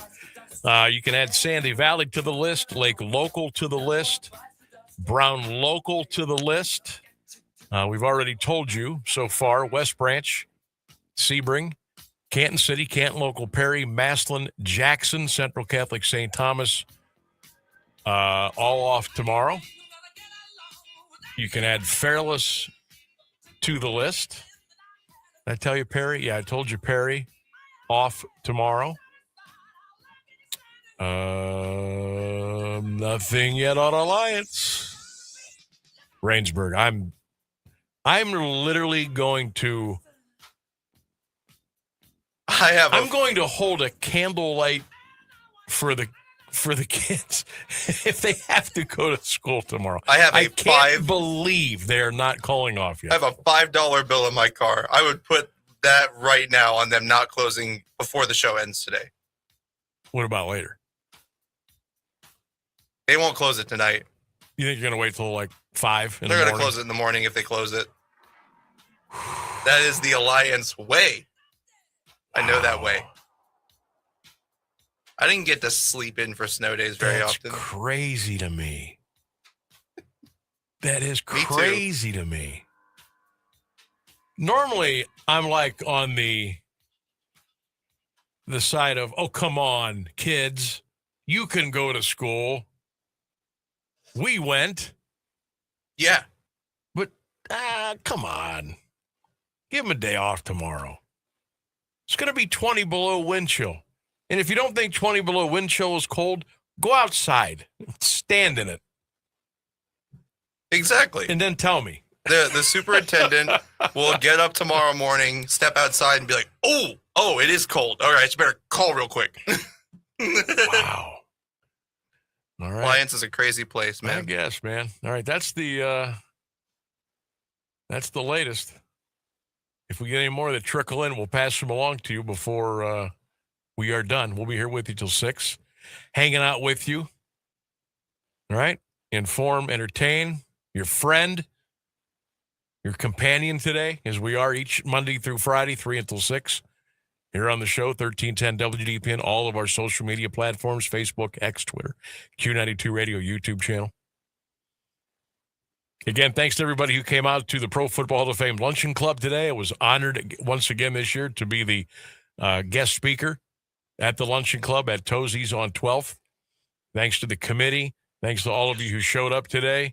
And I know it was tough to get there a little bit because of the cold and weather today, but thanks for coming out. If you missed the program, you can watch the talk, the speech. You can go back on our social media platforms and check that out. Those are up and running. And you can see how it went today. I knew I could count on Joey to call in because he also went to Alliance. Oh, Joey's got some inside scoop, He remembers maybe? a day when it was negative 17 wind chill and he was still out there waiting for the bus. Ooh. That's the Alliance stuff I want to hear. That was my childhood. Way. Wow. That's Joey, what's up, buddy? Thank you, Joey. I was hoping you'd call. Oh, he's not on. He left. He called already. Oh, no, he just called to say hey and tell me that. Oh, okay. Mm-hmm. All right. Yeah, Joe, if anybody knows an Alliance, he would know. He's on top of it. Phones are open, 330-821-1310 if you want to get in. 330-821-1310. Phones are open. Rainsburg will get you right on. If you got some inside scoop on maybe some school closings that we haven't announced. I've given you everything that we have so far. But, wow. Hard to believe that there will be a couple of schools that they won't give in, and they're going to make the kids come in tomorrow.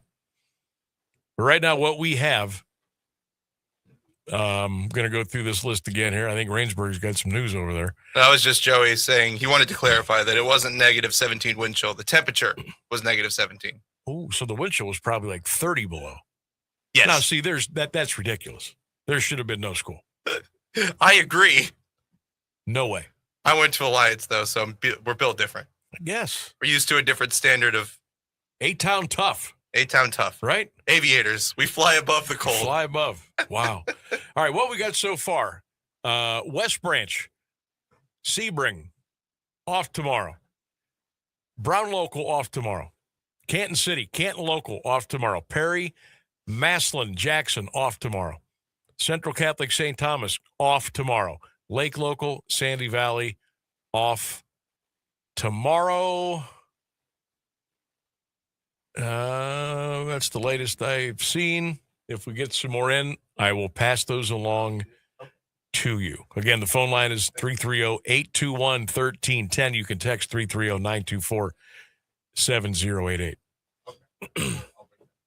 17 below is the temperature, and then with the wind chill, 30 to 33 below. That's, you shouldn't be going to school there. Okay, that caller didn't leave her name, but she says she heard Alliance is closed, so. She heard Alliance is closed. That's what she heard. Well, we can't verify that officially, so I'm not going to say that.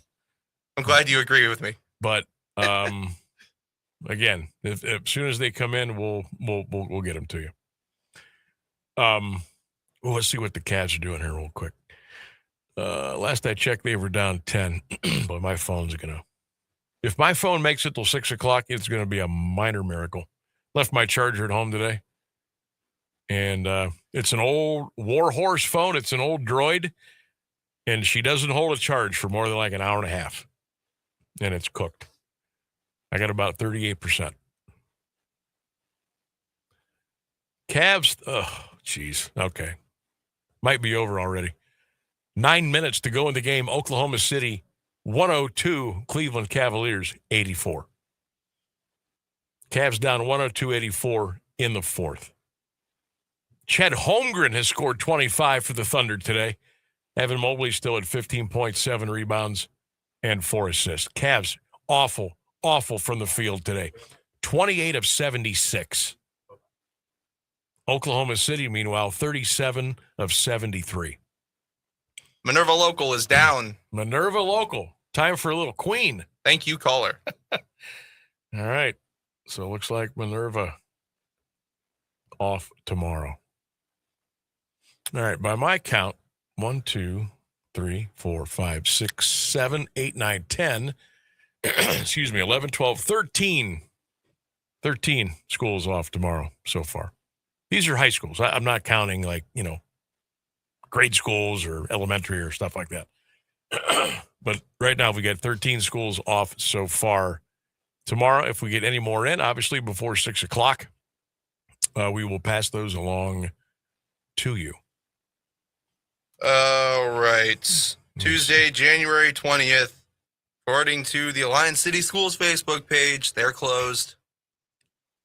Alliance is off tomorrow. Alliance is closed. Oh, what's going on over here, Rainsburg? Old habits die hard. What happened to the Alliance? Tough.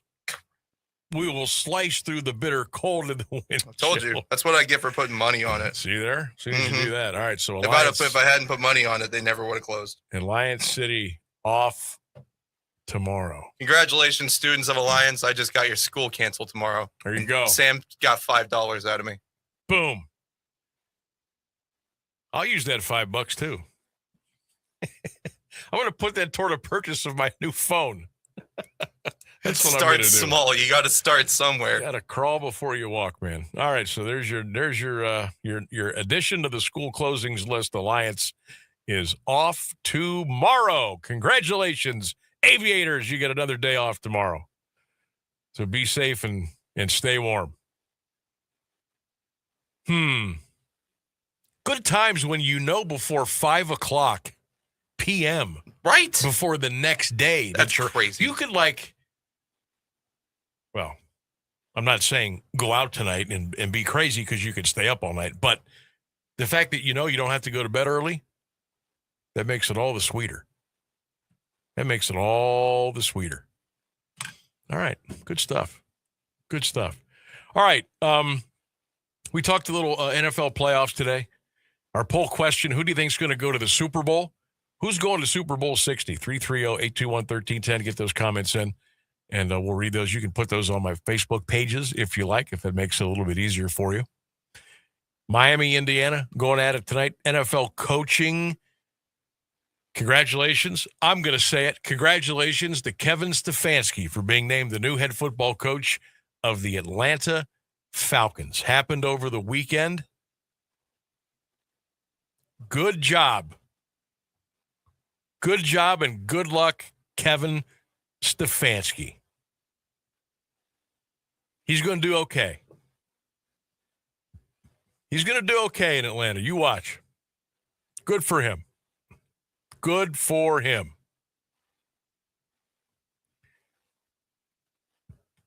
Browns have not named a coach yet.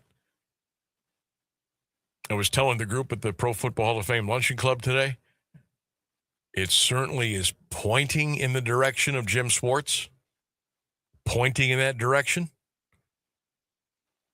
I don't have any inside scoop here, but I think it looks like he might be the guy. He's had 2 interviews. As we sit here today, if you would ask me to put together a realistic trifecta for the Cleveland Browns coaches for next year, this is what I would, at this point, this is what I would like. I would like Brian Flores to be my new coach. I would like Mike McDaniel to be my offensive coordinator. And I would somehow plead with Jim Schwartz to stay on and be my defensive coordinator. Those would be the 3. Flores is not even a part of the equation as far as I know. But that's the guy who I wanted all along. I just don't think you're going to see it.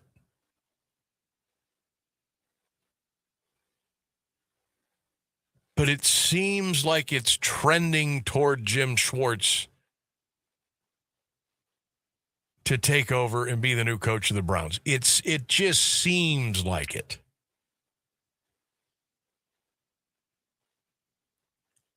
I don't think we're going to know anything within the next couple days.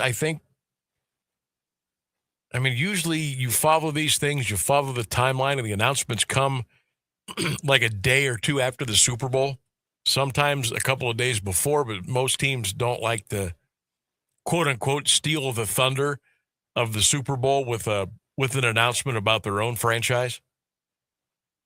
Unless the Browns have a couple other guys coming in that we don't know about, or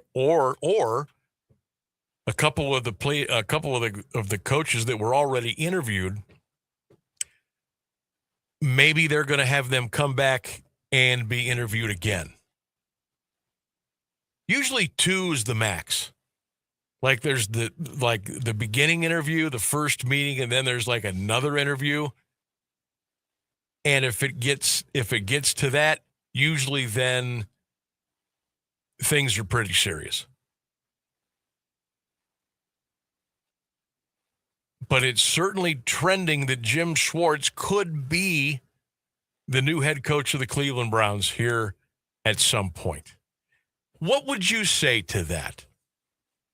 How would you feel about Jim Schwartz being the head coach? And then what happens defensively? Do you still leave Jim Schwartz in charge? Do you have him be the head coach and still call the defensive plays, which I'm not a fan of? I think a head coach has got to be a head coach. You can't be a coordinator at the same time. That's too much. It's too much. I hate that. And I've seen it not work. So does Jim Schwartz go out and get a DC? Or does he handle 50% of it?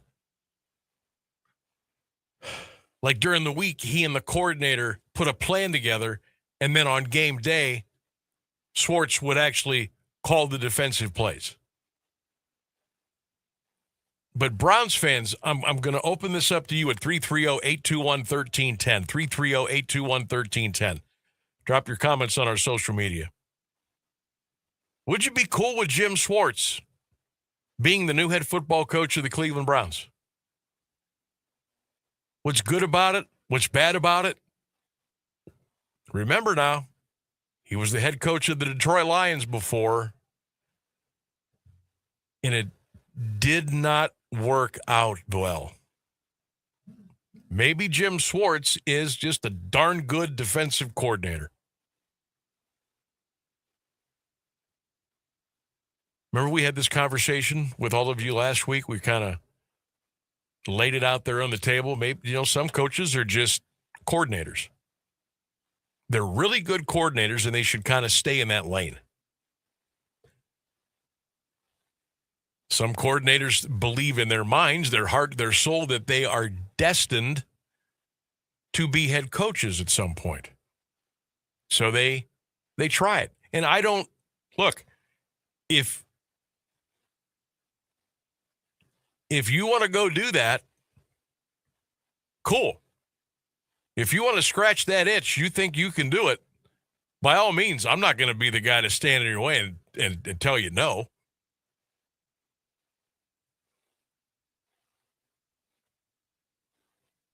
I just think sometimes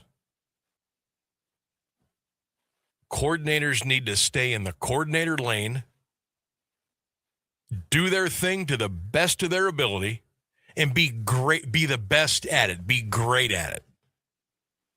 And let the coaches kind of oversee everything. Offense, defense, special teams. Oversee it. Delegate. Communicate with the players, with all of them. I think that's when you're at your best. I mean, do I need to go any further? Bill Belichick, head coach of the Patriots. Josh McDaniels, offensive coordinator. Matt Patricia, defensive coordinator. Who did it better for a longer amount of time than those guys? You remember the Patriot way. TB just ripping off Super Bowl wins like it was nothing. That's when you got something. That's when you got your triumvirate. You got your HC, your DC, and your OC. And it's one beautiful triangle working together. working with each other, winning games, winning Super Bowls. That's what.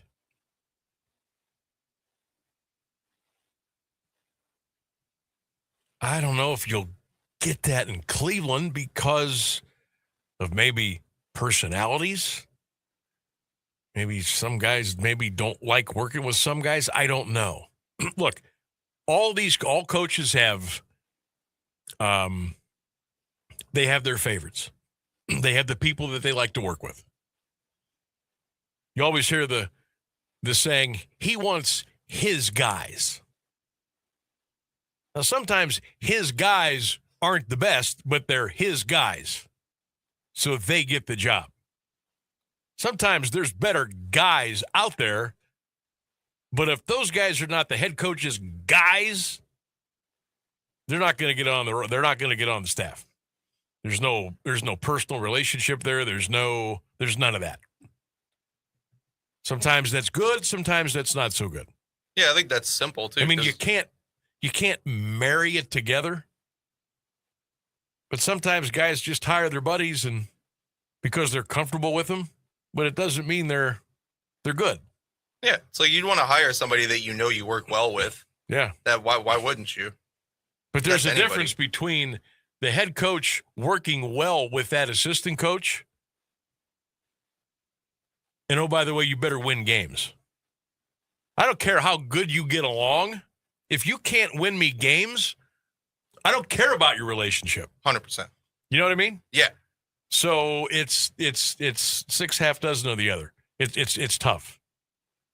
It's really tough. The teams that are able to figure it out, it's a beautiful thing. The teams that are able to figure it out, it's a beautiful thing. The teams that don't, you're sitting there holding the bag. 4:53 is your time. We'll take a break on the Sam Bourquin Show. Phones are open, 821-1310, 330-821-1310. Text line is open. Q92 Radio YouTube channel. The chat room is open. Who do you want for the Browns to hire as the head coach? And are you cool with Jim Schwartz? I got to believe he's the leader in the clubhouse as of right now. Things could change. We'll take a break. We'll come back with more. 1310 WDPN. High school basketball is on AM 1310 WDPN all season long. Brought to you by SARTA.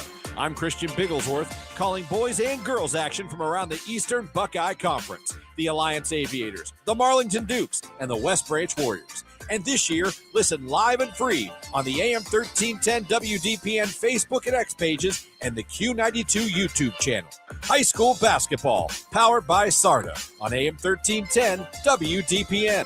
We asked parents who adopted teens to share their journey.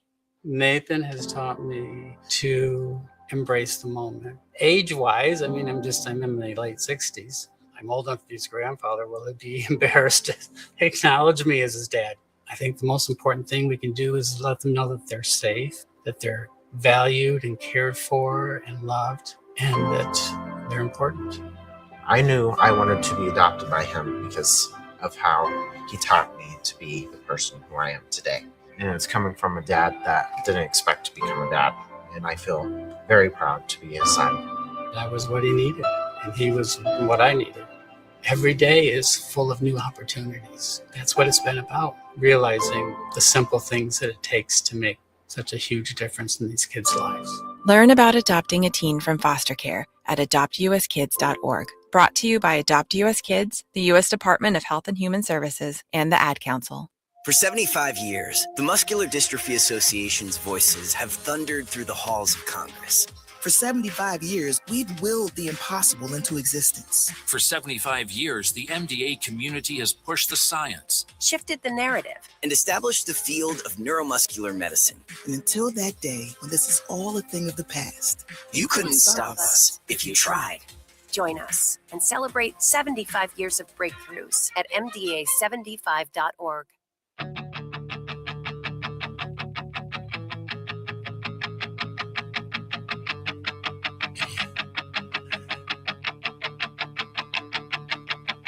Hey, don't write yourself off yet. It's only in your head you feel. feel left out or looked down on. Just try your best. 1310 WDPN.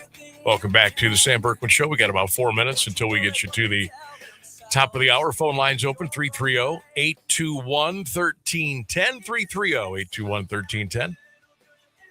You can text us 330-924-7088.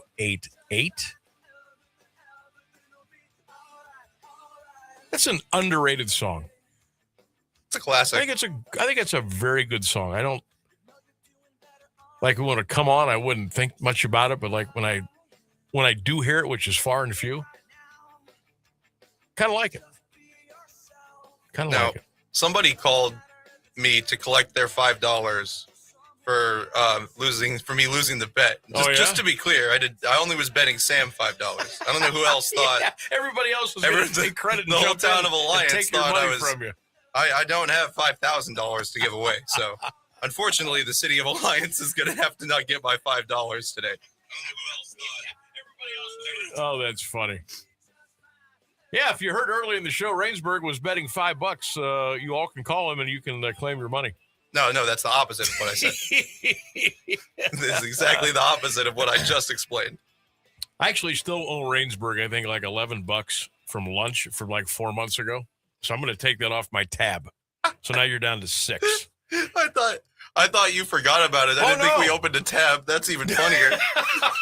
I don't know where you got it from, or if you brought it. I think it was a Wingstop. Pulp or something, or Wingstop. It was a Wingstop or a Pulp. That's what I always order. And I know it was like $11 or $12, and I didn't forget. I just haven't. First of all, I don't carry cash. Who does? I never carry cash, and if I do, it's probably because I'm going to go to MGM Northfield Park or something.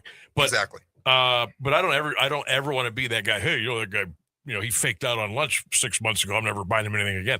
So I'm going to take that off my tab. I still owe you about 6. So there. I'm glad you remembered because I forgot. I mean, until you mentioned it, yeah, pretty much. It's $10. I was just like, whatever. Okay, well yeah. That's not an invitation to fleece me, but no, I don't believe it because I owe Keller too. I owe Keller for, what did he get us the other day?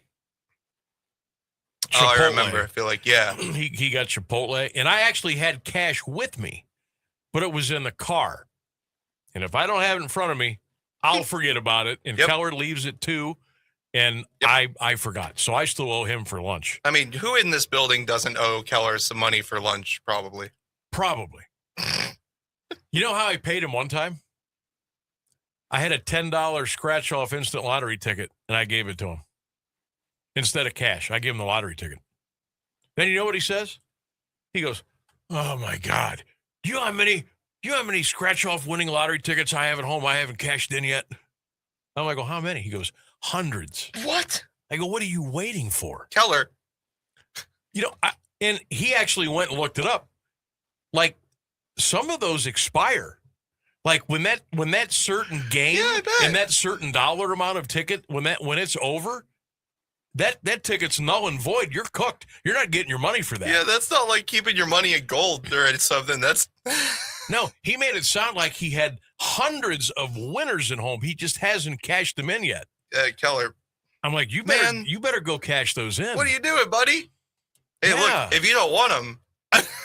I mean, if you don't want them, bring some in. I mean, Keller, he must be sitting on a gold mine and all. Look, man, hundreds of tickets he hadn't cashed in. You bring them in, I'll go cash them. We'll split it 50-50. You don't have to do any work. Yeah, just give Rainsburg half the money. Yeah. So I don't ever want to be that guy. If I owe you money, you will get it. No, you're fine. Yeah. We don't have credit card machines here, so it's tough if I don't have cash on me. It's hard for me to. Got to get Cash App, PayPal, Venmo. Those. I do. I don't know. I have no idea how to use it. It's not. I have Venmo. I've Cash App. No idea how to use it. I only have Cash App because it was built into my phone. Yeah, I have no idea. Oh, we're going. My wife downloaded it, and I have no idea. All right, we're going to take a break. The news is coming up here at the top of the hour. When we get back, we'll run down those school closings for tomorrow. If you haven't heard yet, we'll run those down for you. We'll get back in. The Cavs and Thunder should be done. We'll take a look at that. We'll preview Indiana, Miami tonight. We'll look back at the NFL playoffs, and well, we'll get into some other stuff as well. 1310 WDPN. An Alliance tradition for over half a century. You can always count on WDPN Alliance. ABC News, I'm Mike Tabusky. The Department of Justice has now opened an investigation into an anti-ICE protest that spilled into a church in the Twin Cities this weekend. European leaders are reaffirming their commitment to Greenland following a Trump administration plan to acquire that country. And now the president is appearing to link that plan to the Nobel Peace Prize. ABC News White House correspondent Karen Travers has more. Norway's prime minister confirms he received a text message from President Trump Sunday about the U.S. acquiring Greenland that said, quote, considering your country decided not to give me the Nobel Peace Prize for having stopped 8 wars plus, I no longer feel an obligation to think purely of peace, although it will always be predominant. The president ended his text by writing, quote, the world is not secure unless we have complete and total control of Greenland. The Peace Prize is handed out by the Nobel Committee, not the government of Norway. The death toll in Spain now tops 40 following yesterday's train crash. Dozens more are in the hospital. This is ABC News. Straight Talk presents The Math of More. Here's how it works. When you say yes to more with Straight Talk, you're left with more for all the other good stuff. So getting an unlimited plan starting at just $25 a month equals more savings for your family's weekend adventures. And with a network covered by Verizon, you can share more from wherever you go. It's simple math, really. More equals more with Straight Talk. Available at straighttalk.com and Walmart. Taxes and fees apply. The $25 plan requires a compatible unlocked device and a new line of service. Additional terms apply. It's tax time, y'all. If you want to file free, this next one's for you. Now taxes is so free. Tax-free edition only. Roughly 37% of filings qualify. Simple form 1040 returns only. Now this is tax. Love that jam. Up next, commercials. And to get TurboTax free edition, see if you qualify at turbotax.com/free. No schedules except for earned income tax credit, child tax credit, student loan interest, and Schedule 1A. Now, the latest Alliance area news from Jeff Mears on AM 1310 WDPN.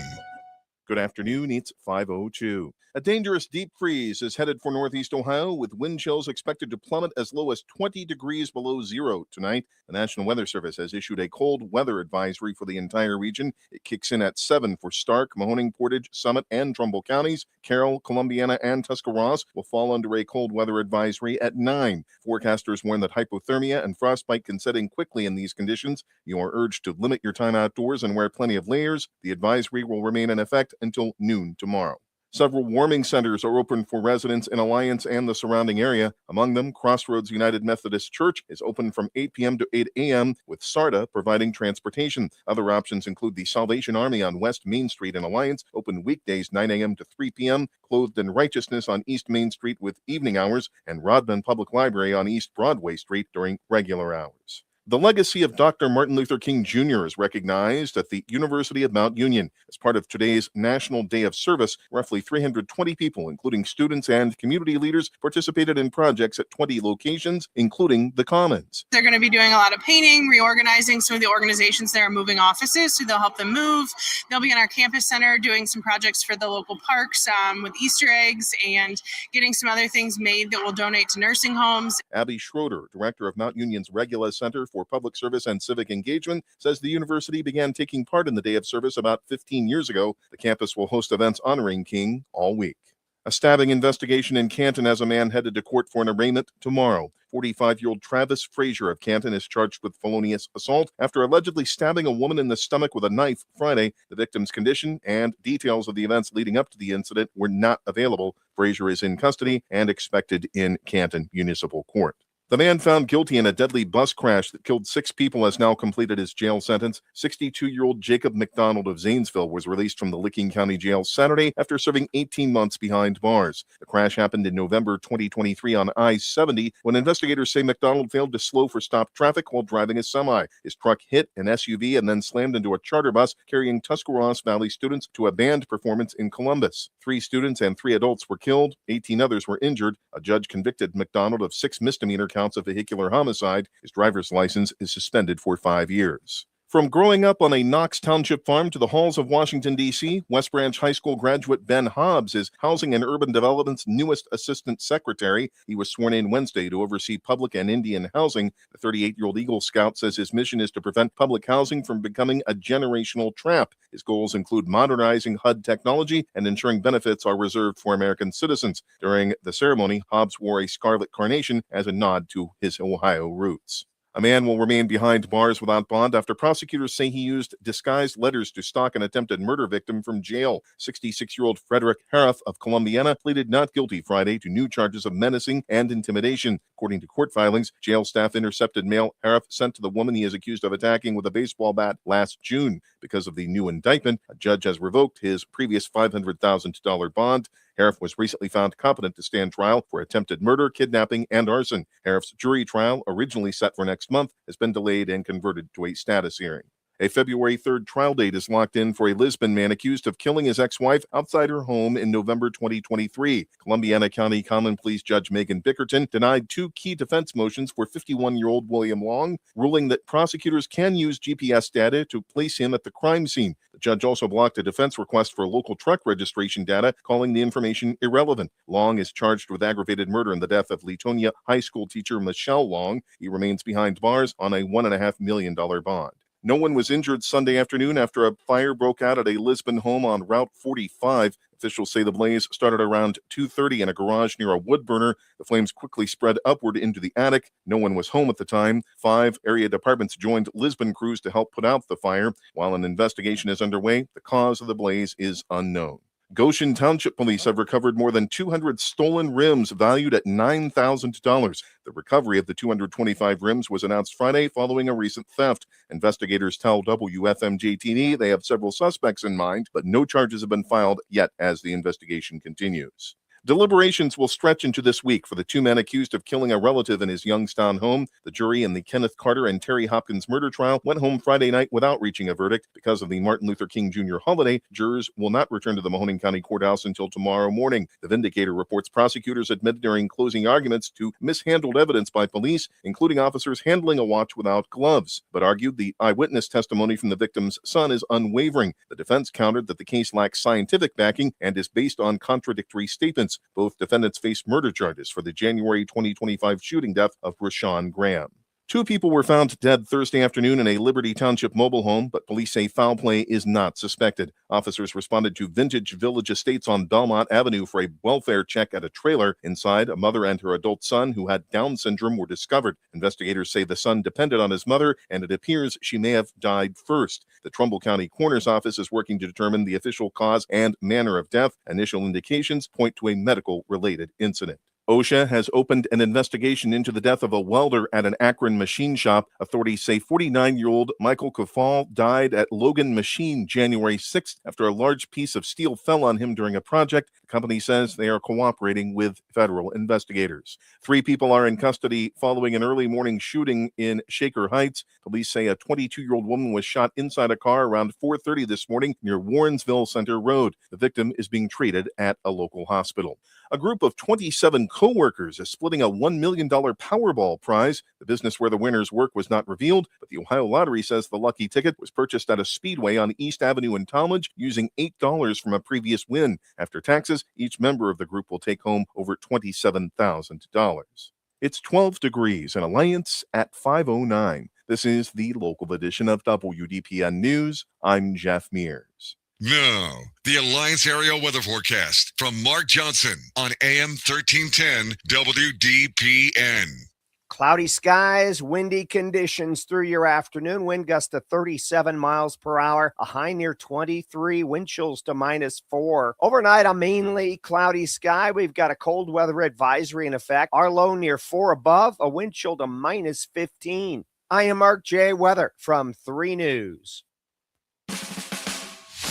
Live from the AM 1310 WDPN studio, it's time for live and local sports talk. It's the Sam Bourquin Show. I'm ready. Give the show a call at 330-821-1310. Good call, meatball. Watch the Sam Bourquin Show on the AM 1310 Facebook page. the Q92 YouTube page, and on X. This is the Sam Bourquin Show on AM1310 WDPN.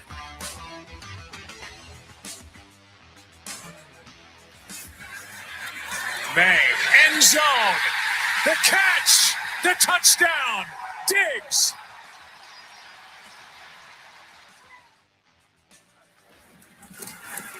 Anderson coming off the edge. May steps into it, takes a shot downfield, and caught for the touchdown, Kayshon Boutte. Down to that play. First and goal from the 5. Inside of 9 to go. Kyron Williams bouncing to the outside. Williams to the end zone. The Rams take the lead. Command in motion. Williams drifting, sprinting for space, in all kinds of trouble. Put it up for grabs to the end zone. He got it for the touchdown. They've done it again.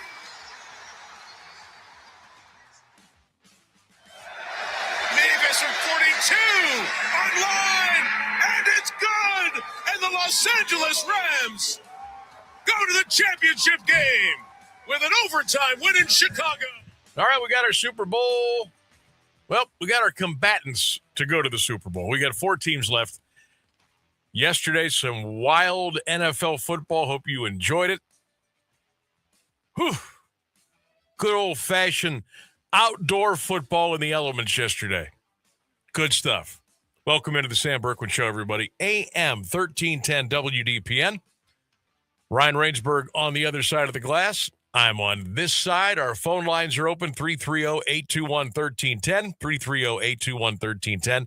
Text line open. You can also drop your comments on the Q92 Radio YouTube channel. And while you're there, make sure that you hit that subscribe button. We certainly would appreciate that. I want to thank everybody involved with the Pro Football Hall of Fame Luncheon Club. I was invited to come out and be their guest speaker today at Tozzi's on 12th. Had another great time. Ran into a lot of familiar faces and friends, met a few new ones today. Thanks to everybody. It was a great afternoon, and looking forward to hopefully coming back again next year or the year after or whenever you will have me out there. Had a great time. And thanks to everybody for showing up in the cold and the snow today. I certainly do appreciate that. If you couldn't go today, and you missed the live video of it, you can go back and watch it now. You can go back and watch it later on today, tomorrow, whatever. My entire talk up there from the Pro Football Hall of Fame Luncheon Club is up in its entirety. 1310 WDPN Facebook page, Q92 Sports Facebook page. It's on the Twitter, X, Q92 Radio YouTube channel. You go back and watch that anytime. But again, thank you for having me out today. It was awesome, and I knew it would be. So thank you again. Ryan B. is in the studio. Ryan B? Ryan Brayler. I bet I know who that is. Ryan B., hey, kick us off strong here at 5 o'clock on 1310 WDPN. What's going on? What's up, Sammy B? How you doing today, babe? Well, you know what? If you've been listening to the show today, I forgot my charger. I couldn't find a charger here in the building. So I eventually had to bite the bullet. I had to go outside, go into my car, charge the phone, and I froze for the last 8.5 minutes. So I'm just now thawing out back in the studio. I believe it. I believe it. I'm working. I'm working out in Indianapolis right now, and it's equally as cold out here right now. I bet. Hey, how's that all that going for you? I know you made a little move, and how's everything going? Good. Oh yeah. Just traveling right. I'm out here for now, and man, I got to tell you, we're spoiled with the Buckeyes, and this community, they are so fired up for Indiana. I mean, I've seen the bitter Notre Dame fan over here, and I've seen the Notre Dame fan that's hyped for Indiana. So I mean, everybody here though has an opinion, and man, I mean, everybody has red on out here today. I bet it's something else. I bet they are going crazy. And you know what? I'm happy for them. I'm a dyed-in-the-wool Buckeye, and I always will be. I'm very happy for Indiana fans, students, the Hoosiers, the alum. I think it's a great story, and I'll be rooting for them tonight. I'll tell you that. Well, I want to talk high school basketball, but I want to mention one thing now that I've had happen to me since I've been here.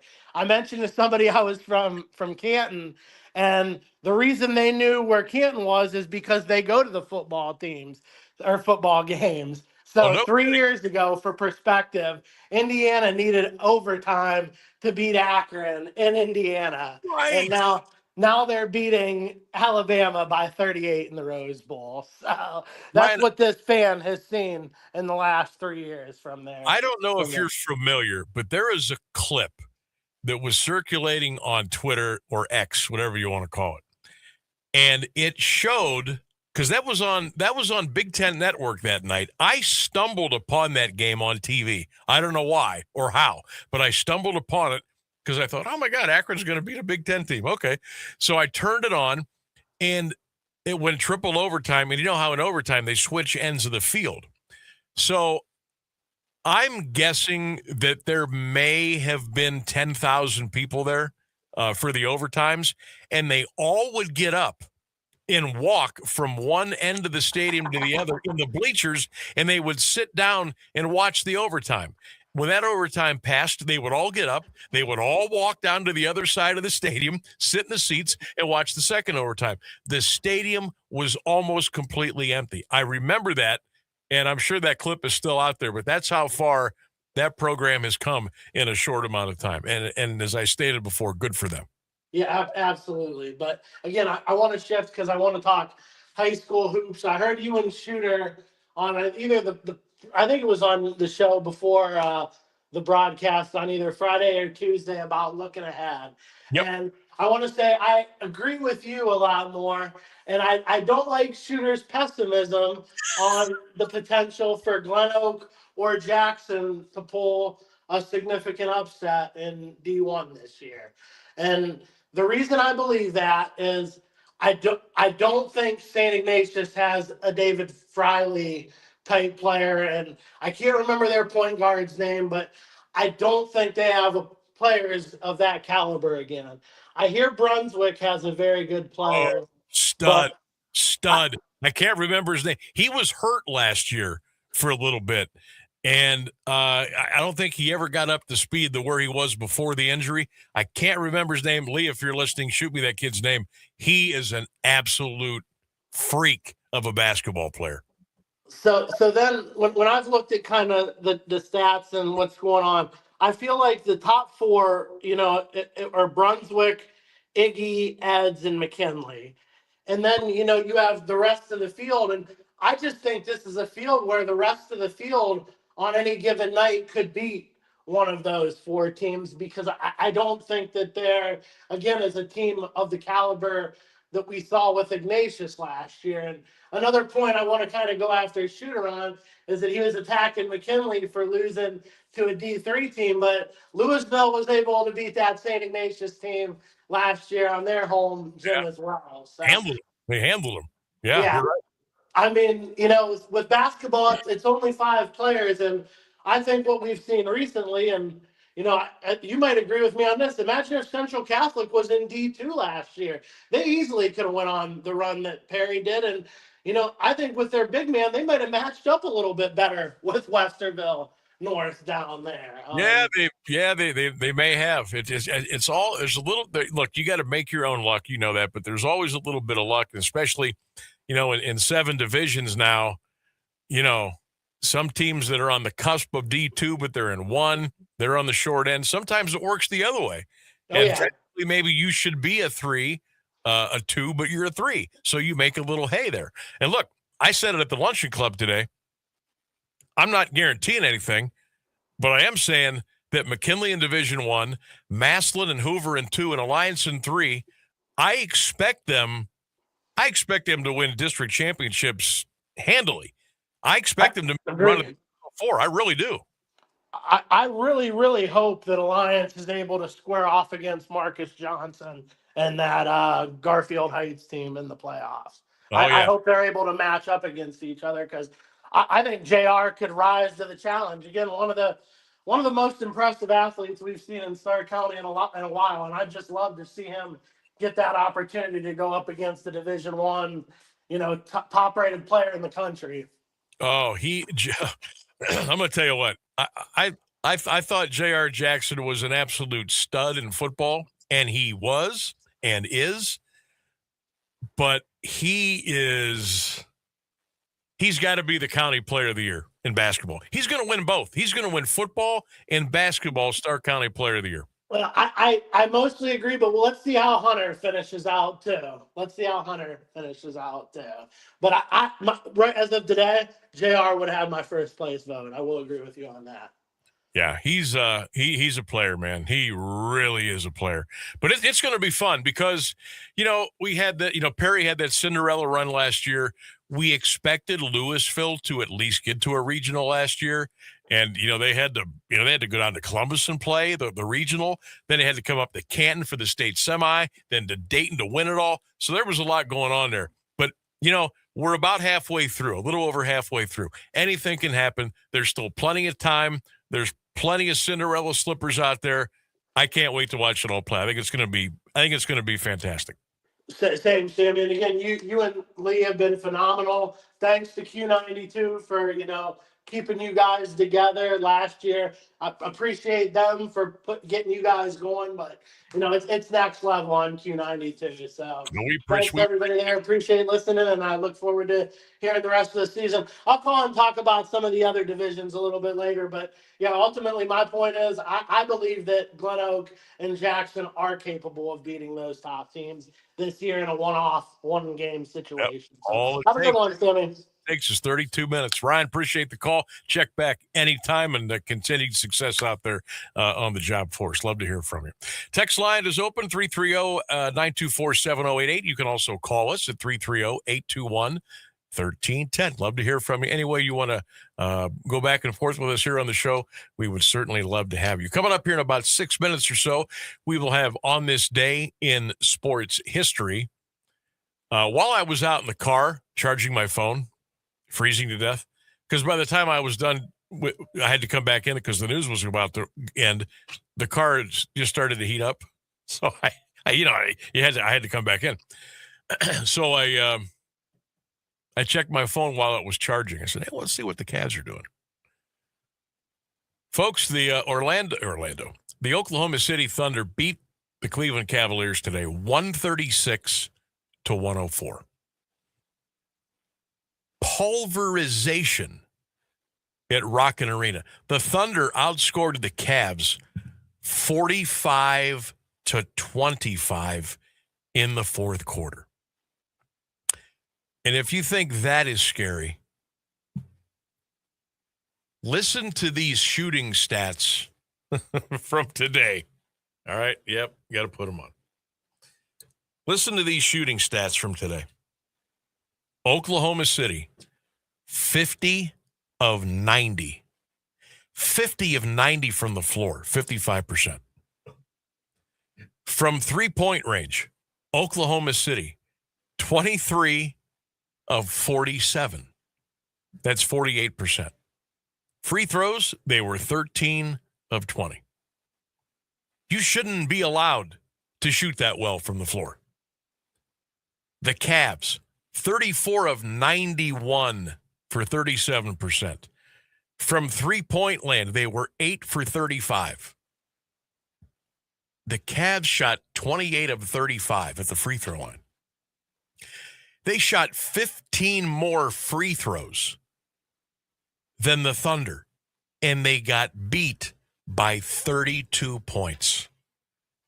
Chet Holmgren led the Oklahoma City Thunder with 28 points, 8 rebounds, and 2 assists. Shea Gilgeous-Alexander, 30 points. Lou Dort, Lou Dort, he had 18. For the Cavs, not a good day. Donovan Mitchell had 19, 16 for Allen, 16 for Mobley, 16 for Tyson, 16 for Hunter. Oklahoma City beats the Cavaliers 136-104. Ouch, with a capital O. We'll take a break. We'll come back with more. 1310 WDPN. Do you have trouble getting in and out of the bathtub? Are you afraid you'll slip and fall entering or exiting a tub? Safe Step walk-in tubs can transform your bathtub from an area of concern to a calming refuge. Call them today at 1-800-498-2098 and save $1,600. Safe Step walk-in tubs and showers are proudly made in Tennessee and offer an ultra-low step-in, avoiding that difficult climb over a traditional bathtub wall. They also offer a variety of therapeutic benefits that may help soothe your aching muscles and joints, increasing your mobility, boosting your energy, and improving your sleep. Safe Step walk-in tubs are designed to easily fit your existing tub space and are often installed in as little as one day. Just dial 1-800-498-2098 today to save $1,600 and receive a free shower package. That's 1-800-498-2098 for a free no-obligation consultation and to save $1,600. Safe Step walk-in tubs. Safety never felt so good. When I smoke weed, I get lost in the music. I like to isolate each instrument. The rhythmic bass, the harmonies on the piano, the sticky melody. Hey, careful, babe. There's someone crossing the street. Sorry, I didn't see him there. If you feel different, you drive different. Don't drive high. It's dangerous and illegal everywhere. A message from NHTSA and the Ad Council. And we're live here outside the Perez family home, just waiting for and there they go. Almost on time this morning. Mom is coming out the front door strong with a double-arm kid carry. Looks like Dad has the bags. Daughter is bringing up the rear. Oh, but the diaper bag wasn't closed. Diapers and toys are everywhere. Ooh, but Mom has just nailed the perfect car seat buckle for the toddler. And now the eldest daughter, who looks to be about 9 or 10, has secured herself in the booster seat. Dad zips the bag closed, and they're off. But looks like Mom doesn't realize her coffee cup is still on the roof of the car. And there it goes. Oh, that's a shame. That mug was a fam favorite. Don't sweat the small stuff. Just nail the big stuff. Like making sure your kids are buckled correctly in the right seat for their age and size. Learn more at nhtsa.gov/the right seat. Visit nhtsa.gov/the right seat. Brought to you by NHTSA and the Ad Council. Adopting a teen was more fulfilling and rewarding than we ever thought it would be. We just kind of knew from the beginning that we were family. Visit adoptuskids.org to learn more. Brought to you by Adopt U.S. Kids, the U.S. Department of Health and Human Services, and the Ad Council.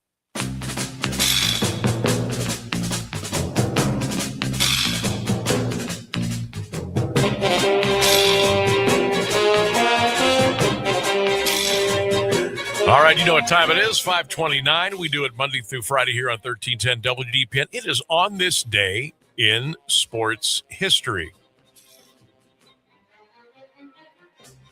I can't do it. I just can't. I can't read my phone without putting these on. Unbelievable. 1953, Jesse Owens was named Illinois Athletic Commission Secretary. On this day in 1958, the Canadian Football Council changed its name to the Canadian Football League. 1993, the Oakland The Oakland A's unveiled a new elephant logo. His name is Stomper. One of my favorite mascots in all of professional sports. 1995, the NHL Board of Governors approved the sale of the Winnipeg Jets to go to Phoenix for the 1996-97 NHL season. And on this day in 1997, old Pudge, Ivan Rodriguez signed a deal with the Texas Rangers worth $6.65 million for 1 year. That is on this day in sports history. The news is next on 1310 WDPN. Here's the latest news on AM 1310 WDPN. Good afternoon. It's 5:30. Norway's prime minister says he has received a message from President Trump about rising tensions over Greenland. In the message, the American leader reportedly said he no longer felt obligated to think purely of peace since he did not receive the Nobel Peace Prize. Trump's message to Jonas Gahr Store was first reported by PBS. It appears to ratchet up a standoff between Washington and its closest allies over Trump's threats to take over Greenland. To force European countries that have rallied around Denmark and Greenland toward talks, the president on Saturday announced a 10% import tax starting in February on goods from 8 nations. Those countries issued a forceful rebuke. British Prime Minister Keir Starmer sought to de-escalate tensions today. ABC News has learned the Pentagon has placed troops on standby as tensions continue in Minneapolis 10 days after the deadly ICE shooting of Renee Good. ABC's Nicole D'Antonio reports from Washington. Roughly 1,500 active duty Army paratroopers on alert, waiting for a possible deployment to Minneapolis. Defense officials telling ABC News President Trump hasn't made a final decision on whether to deploy the soldiers, but they're taking, quote, prudent steps to prepare. The White House not yet commenting. It comes just days after the president threatened to invoke the Insurrection Act for the first time in more than 30 years, which would allow him to use the U.S. military domestically. Nicole D'Antonio, ABC News, Washington. Hackers have disrupted Iranian state television to air footage supporting the exiled crown prince. The footage calls for security forces to not point your weapons at the people. This comes amid ongoing nationwide protests and a crackdown that activists say has left at least 3,900 people dead. Tensions between the U.S. and Iran remain high over the crackdowns. Meanwhile, the USS Abraham Lincoln aircraft carrier is on a route that could bring it to the Middle East. In London, Prince Harry appeared in court today as he and other celebrities sue the publisher of the Daily Mail. ABC's Maggie Rulli has more from the foreign desk. Harry, alongside 6 other high-profile names, including Elton John and Elizabeth Hurley, suing Associated Newspapers, the publishers of the Daily Mail, for illegal information gathering, arguing that back in the 1990s and early 2000s, the newspaper group paid private investigators to bug their homes and cars, listen in on their phone calls, even bribe police for sensitive information. Associated Newspapers denies all allegations, calling them preposterous, adding they are unsubstantiated and highly defamatory claims based on no credible evidence. It's 11 degrees in Alliance at 5:32. This is WDPN News. I'm Jeff Mears. Here's Mark Johnson's forecast on AM 1310 WDPN. It's going to be a blustery afternoon with wind gusts about 30 miles per hour, mainly cloudy skies, a high near 23 degrees. Overnight, a cold weather advisory kicks in. Cloudy skies for the most part, a low near 4, a wind chill to minus 15. I am Mark J. Weather from 3 News.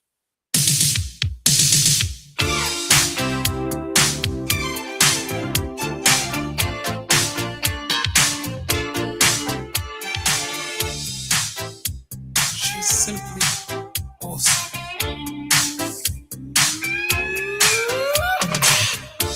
She touched by me in painted on jeans.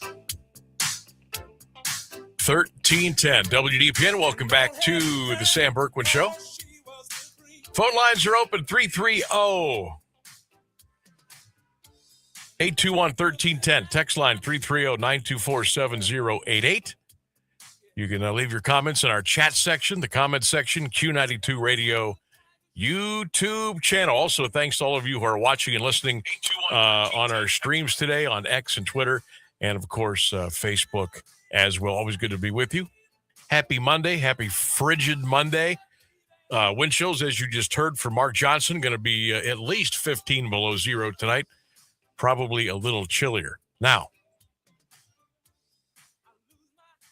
I don't want to alarm anybody. Did you look at the forecast for next weekend? Now, I know it's, 5-6 days away.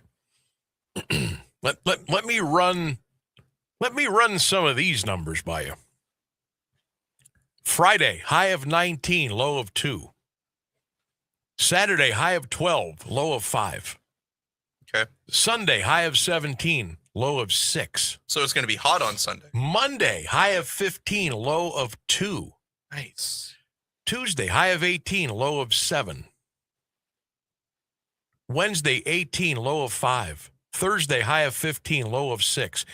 Folks, we are going to be in the deep freeze until the beginning of February. As a matter of fact, between now and January the 30th, we are only going to have 2 days that the temperature will be above 10 degrees at nighttime.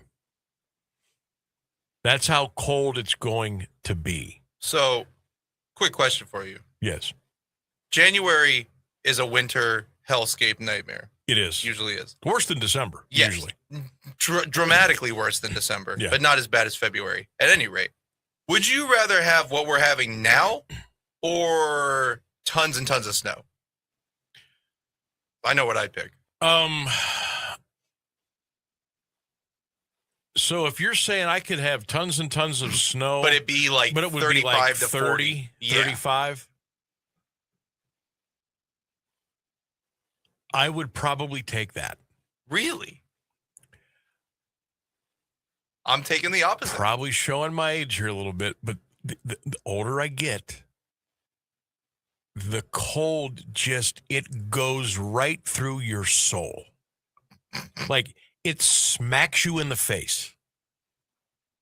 And that's just if it's cold.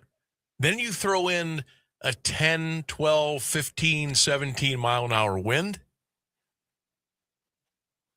and it's almost unbearable. And I'm kind of still I enjoy a good snow here and there. Obviously, I don't love to drive in it. None of us love to drive in it. And eventually that stuff turns to ice, and we don't like to drive in it. But if I could have a pretty good amount of snow, but my temperatures would be between 30 and 35, I'm going to take that every day over low temperatures of 2 and 3 and 6 and a wind chill factor. That's a good question. That might be we might put that on our poll question here at some point. Now, bringing up the whole snow thing, there's no snow in the forecast for us. Love it.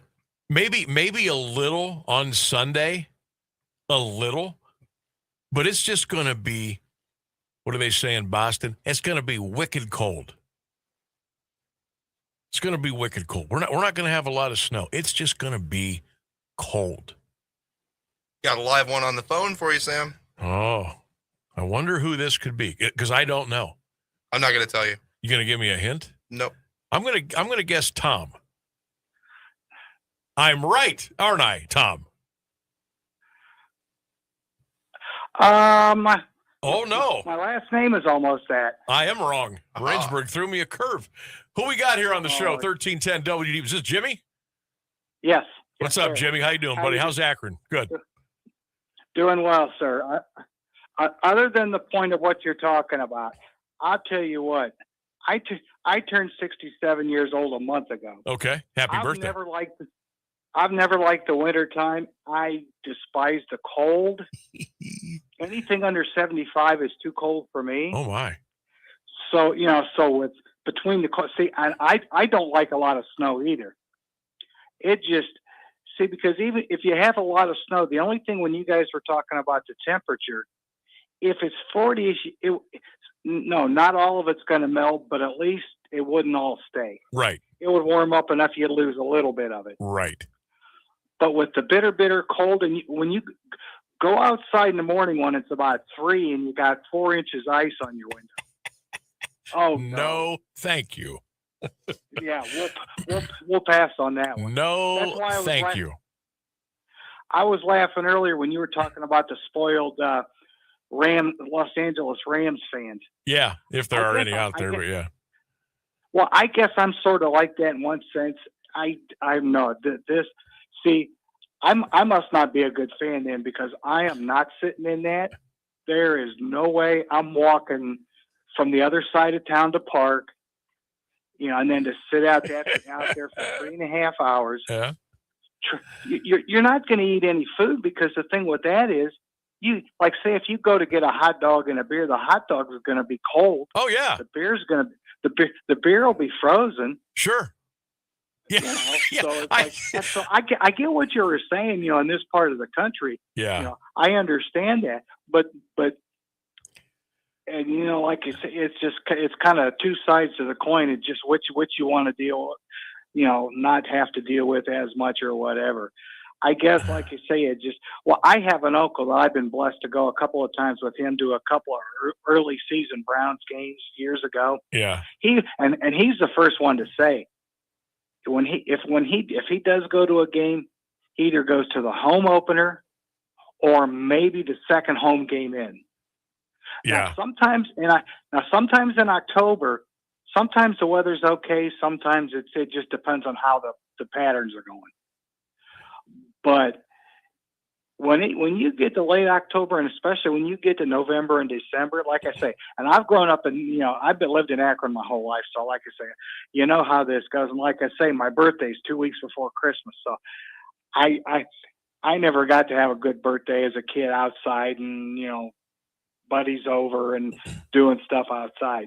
No, it's like you stayed inside. You got a little cupcake for a birthday cake or whatever, a Hostess cupcake or a Twinkie, and you were glad to get that. And that was it. Yeah. Yeah. It's, I like I said, the older I get, I like the cold. It just, now I will say this. Even when we do high school football, and sure. I am keep the windows open guy, and a lot of guys I work with get really mad, but I'm like, hey, this is how it's going to be. We're going to get the full effect. We want to make it. We want to put people on the 50-yard line. I want them to feel like they're there. And if it's going to be cold, it's going to be cold. So the windows are going to stay open. You just hope the equipment doesn't freeze and all that other stuff. Yeah. But no matter how, because, Burke, when you're in the press box, so cool. No, our windows are open. Our windows will always be open. Yeah. Well, you're a special breed, then, that's for sure. Well, because I've heard some of the stories before back in the day when, and I don't know if you did you ever do any games at the Rubber Bowl? Oh yeah, up here in Akron. Oh yes. Well then okay. Well, I thought you had. Yeah. And I can't imagine sitting at the way that stadium got so run down and dilapidated there the last few years it was open. I can't imagine sitting up there, like you say, calling a game, setting your equipment up and everything. Oh yeah. And then, no way. And then when those airplanes fly over, no. Jimmy, I spent some of the coldest nights of my life at the Rubber Bowl, especially when I was a kid. I hadn't got into broadcasting yet, but I remember some late 1970s, early 80s, even late 80s. I literally froze to death and beyond up there. It was so cold, and it was always the wind that did it. Well, yeah. And especially blowing down through there. Like, see, when I was in high school, I'm having a hard time hearing you. That's why if I sound a little goofy. But that's why I graduated from high school in '77. Okay. So it was like my sophomore or junior year in high school. Obviously, I'm not in the shape to play football, so I did some work for the football team. I remember where I went to high school, and I remember one game in particular. They needed somebody to go up and sit with the public address announcer. Oh yeah. Because you never think, tackle by so and so, you got a program with you and everything. Yeah. And I had my hand up in a heartbeat. It's like, because it was late in the season and it was cold out there, and it's like, not that it was 75, but it was like, I'll go up there and do it, and that was the best time I ever had watching the game from up there. Oh yeah, I'm sure you know of or have been in. Ron Linger, I'm assuming. The name, I know the name sounds familiar. Yeah, Ron.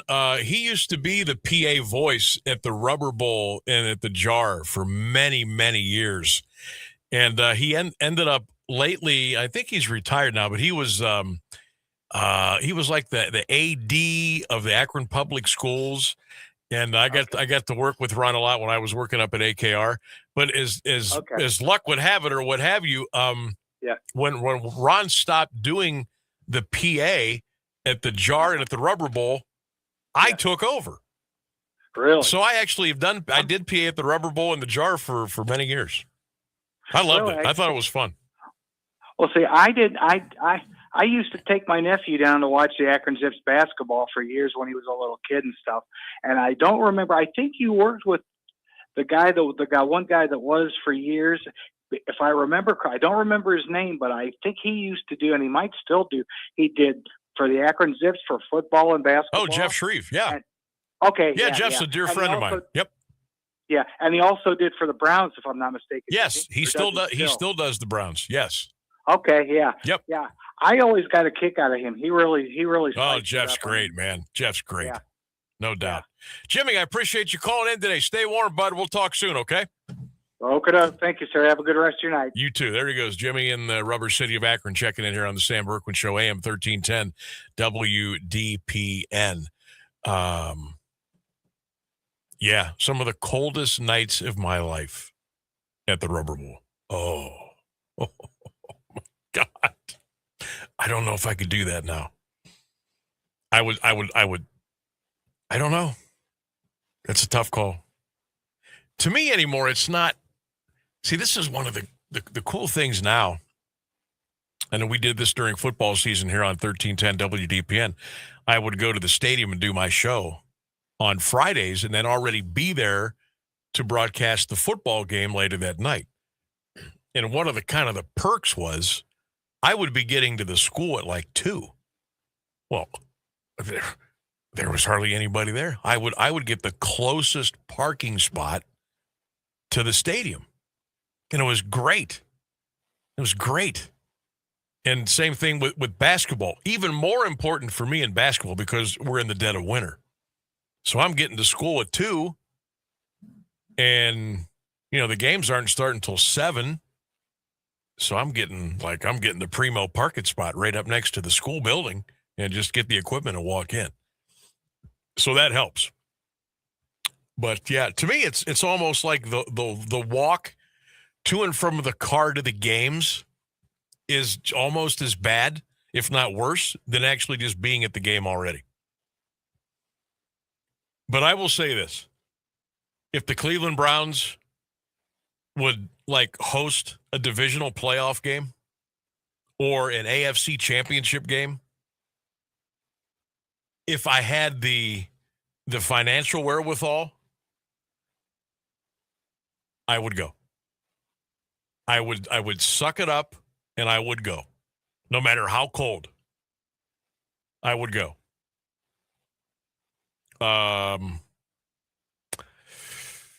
If it was at night, I might think twice about it because there's just something about if at least the sun's out, it gives you that feeling of it has to be warmer than it really is. But when the sun goes down and it's just dark, it feels like 20 degrees colder than it really is. So if it's a day game, I'll be there. Night game, I might have to take a pass. Okay? I might have to take a pass.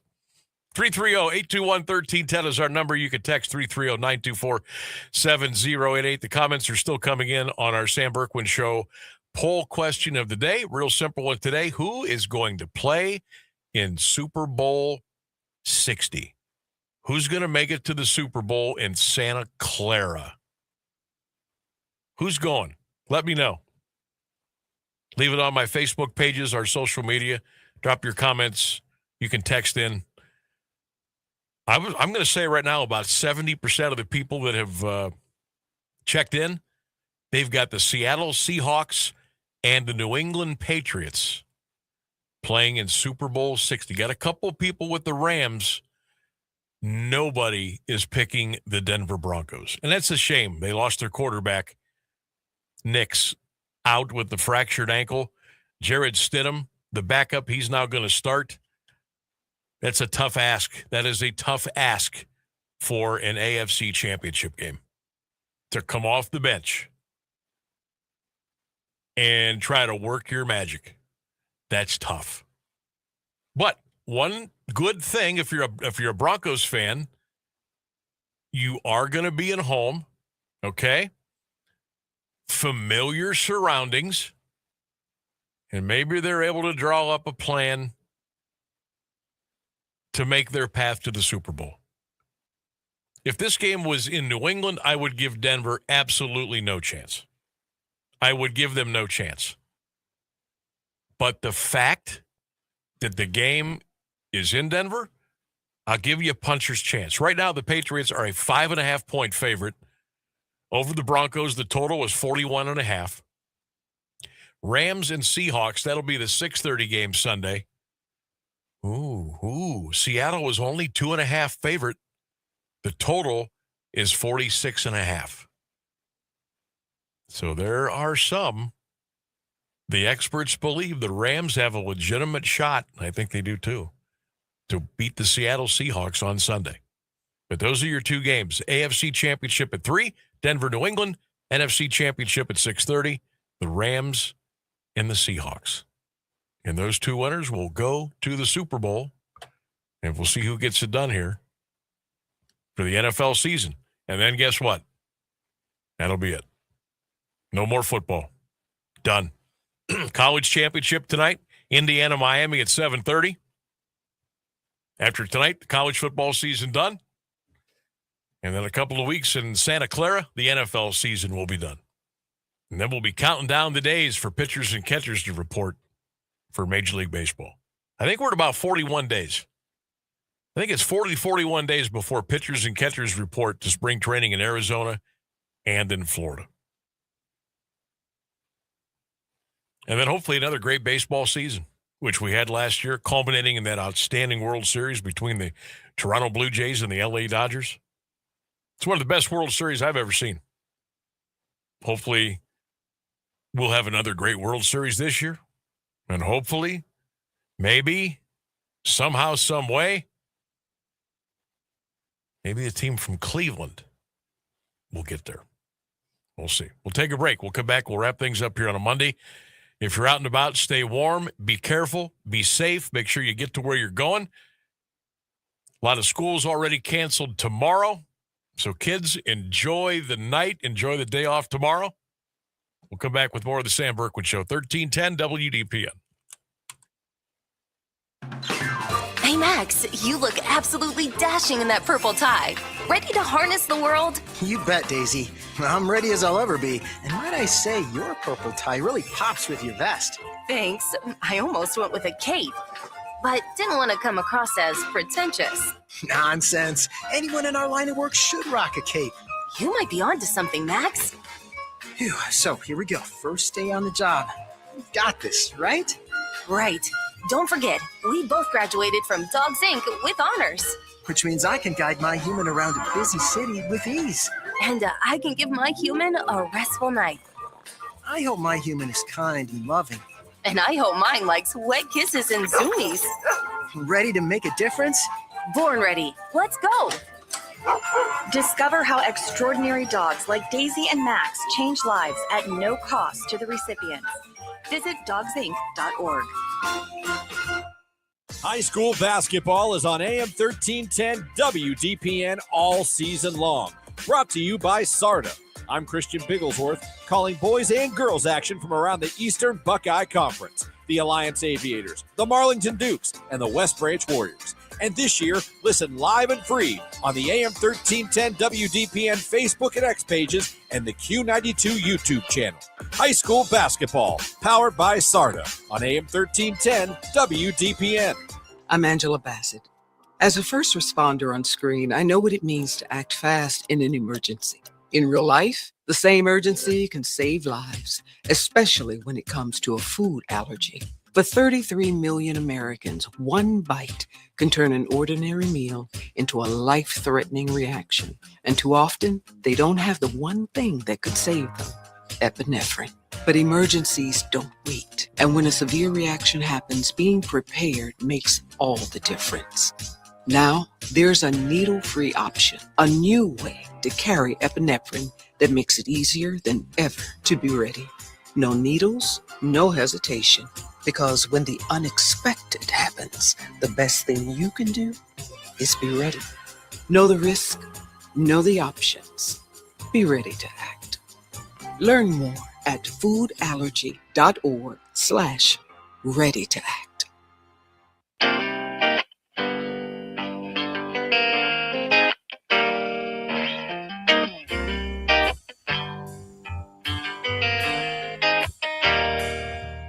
Oh, yeah.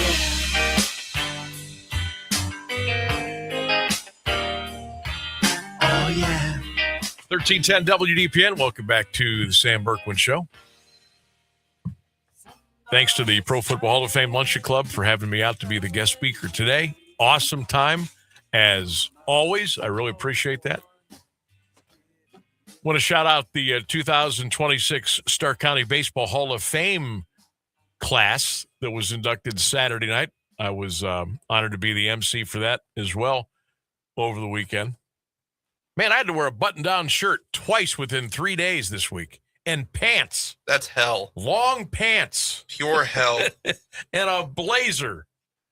And semi-dress shoes.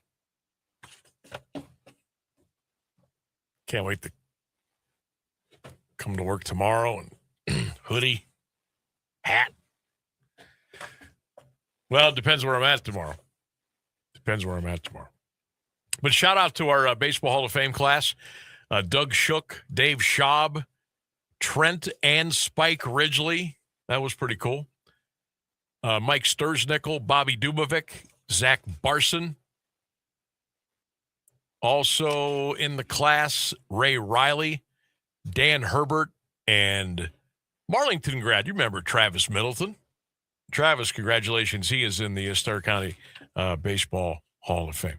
Good stuff. Great class. Had a lot of fun Saturday night. Good to see a lot of folks. Good stuff.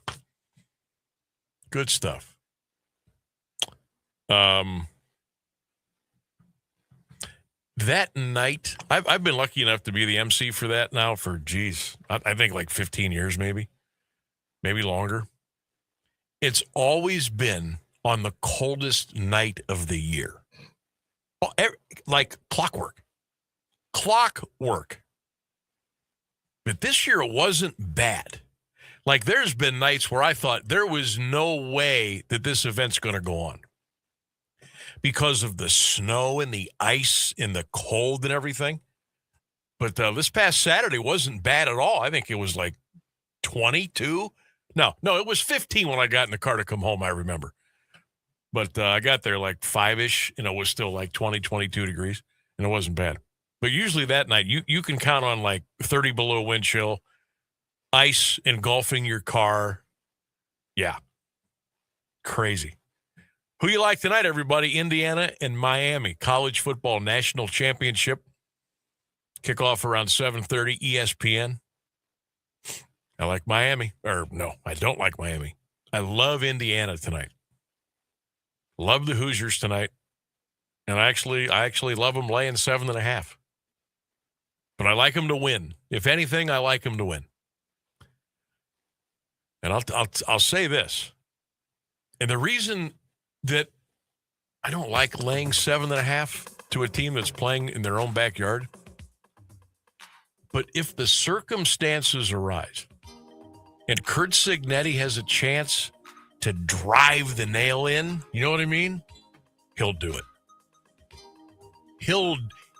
He wants to leave no doubt that he has the best team in college football. And if they have a chance to hammer Miami, they will hammer them. Well, we'll see.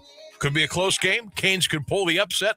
Looking forward to it tonight. We'll talk about it tomorrow here on the show, of course, 1310 WDPN. All right, we are all out of time on this frigid Monday. Thanks to Rainsburg. Great job as always. Thanks to all of you for commenting and calling and listening and emailing and all those good things. We always appreciate that. You know we do. And we'll do it all over again tomorrow at 3 right here on AM 1310 WDPN. I don't know where we'll be tomorrow. I don't know what gymnasium. We may be in studio tomorrow. I don't know what games we're going to be doing now. We'll just see.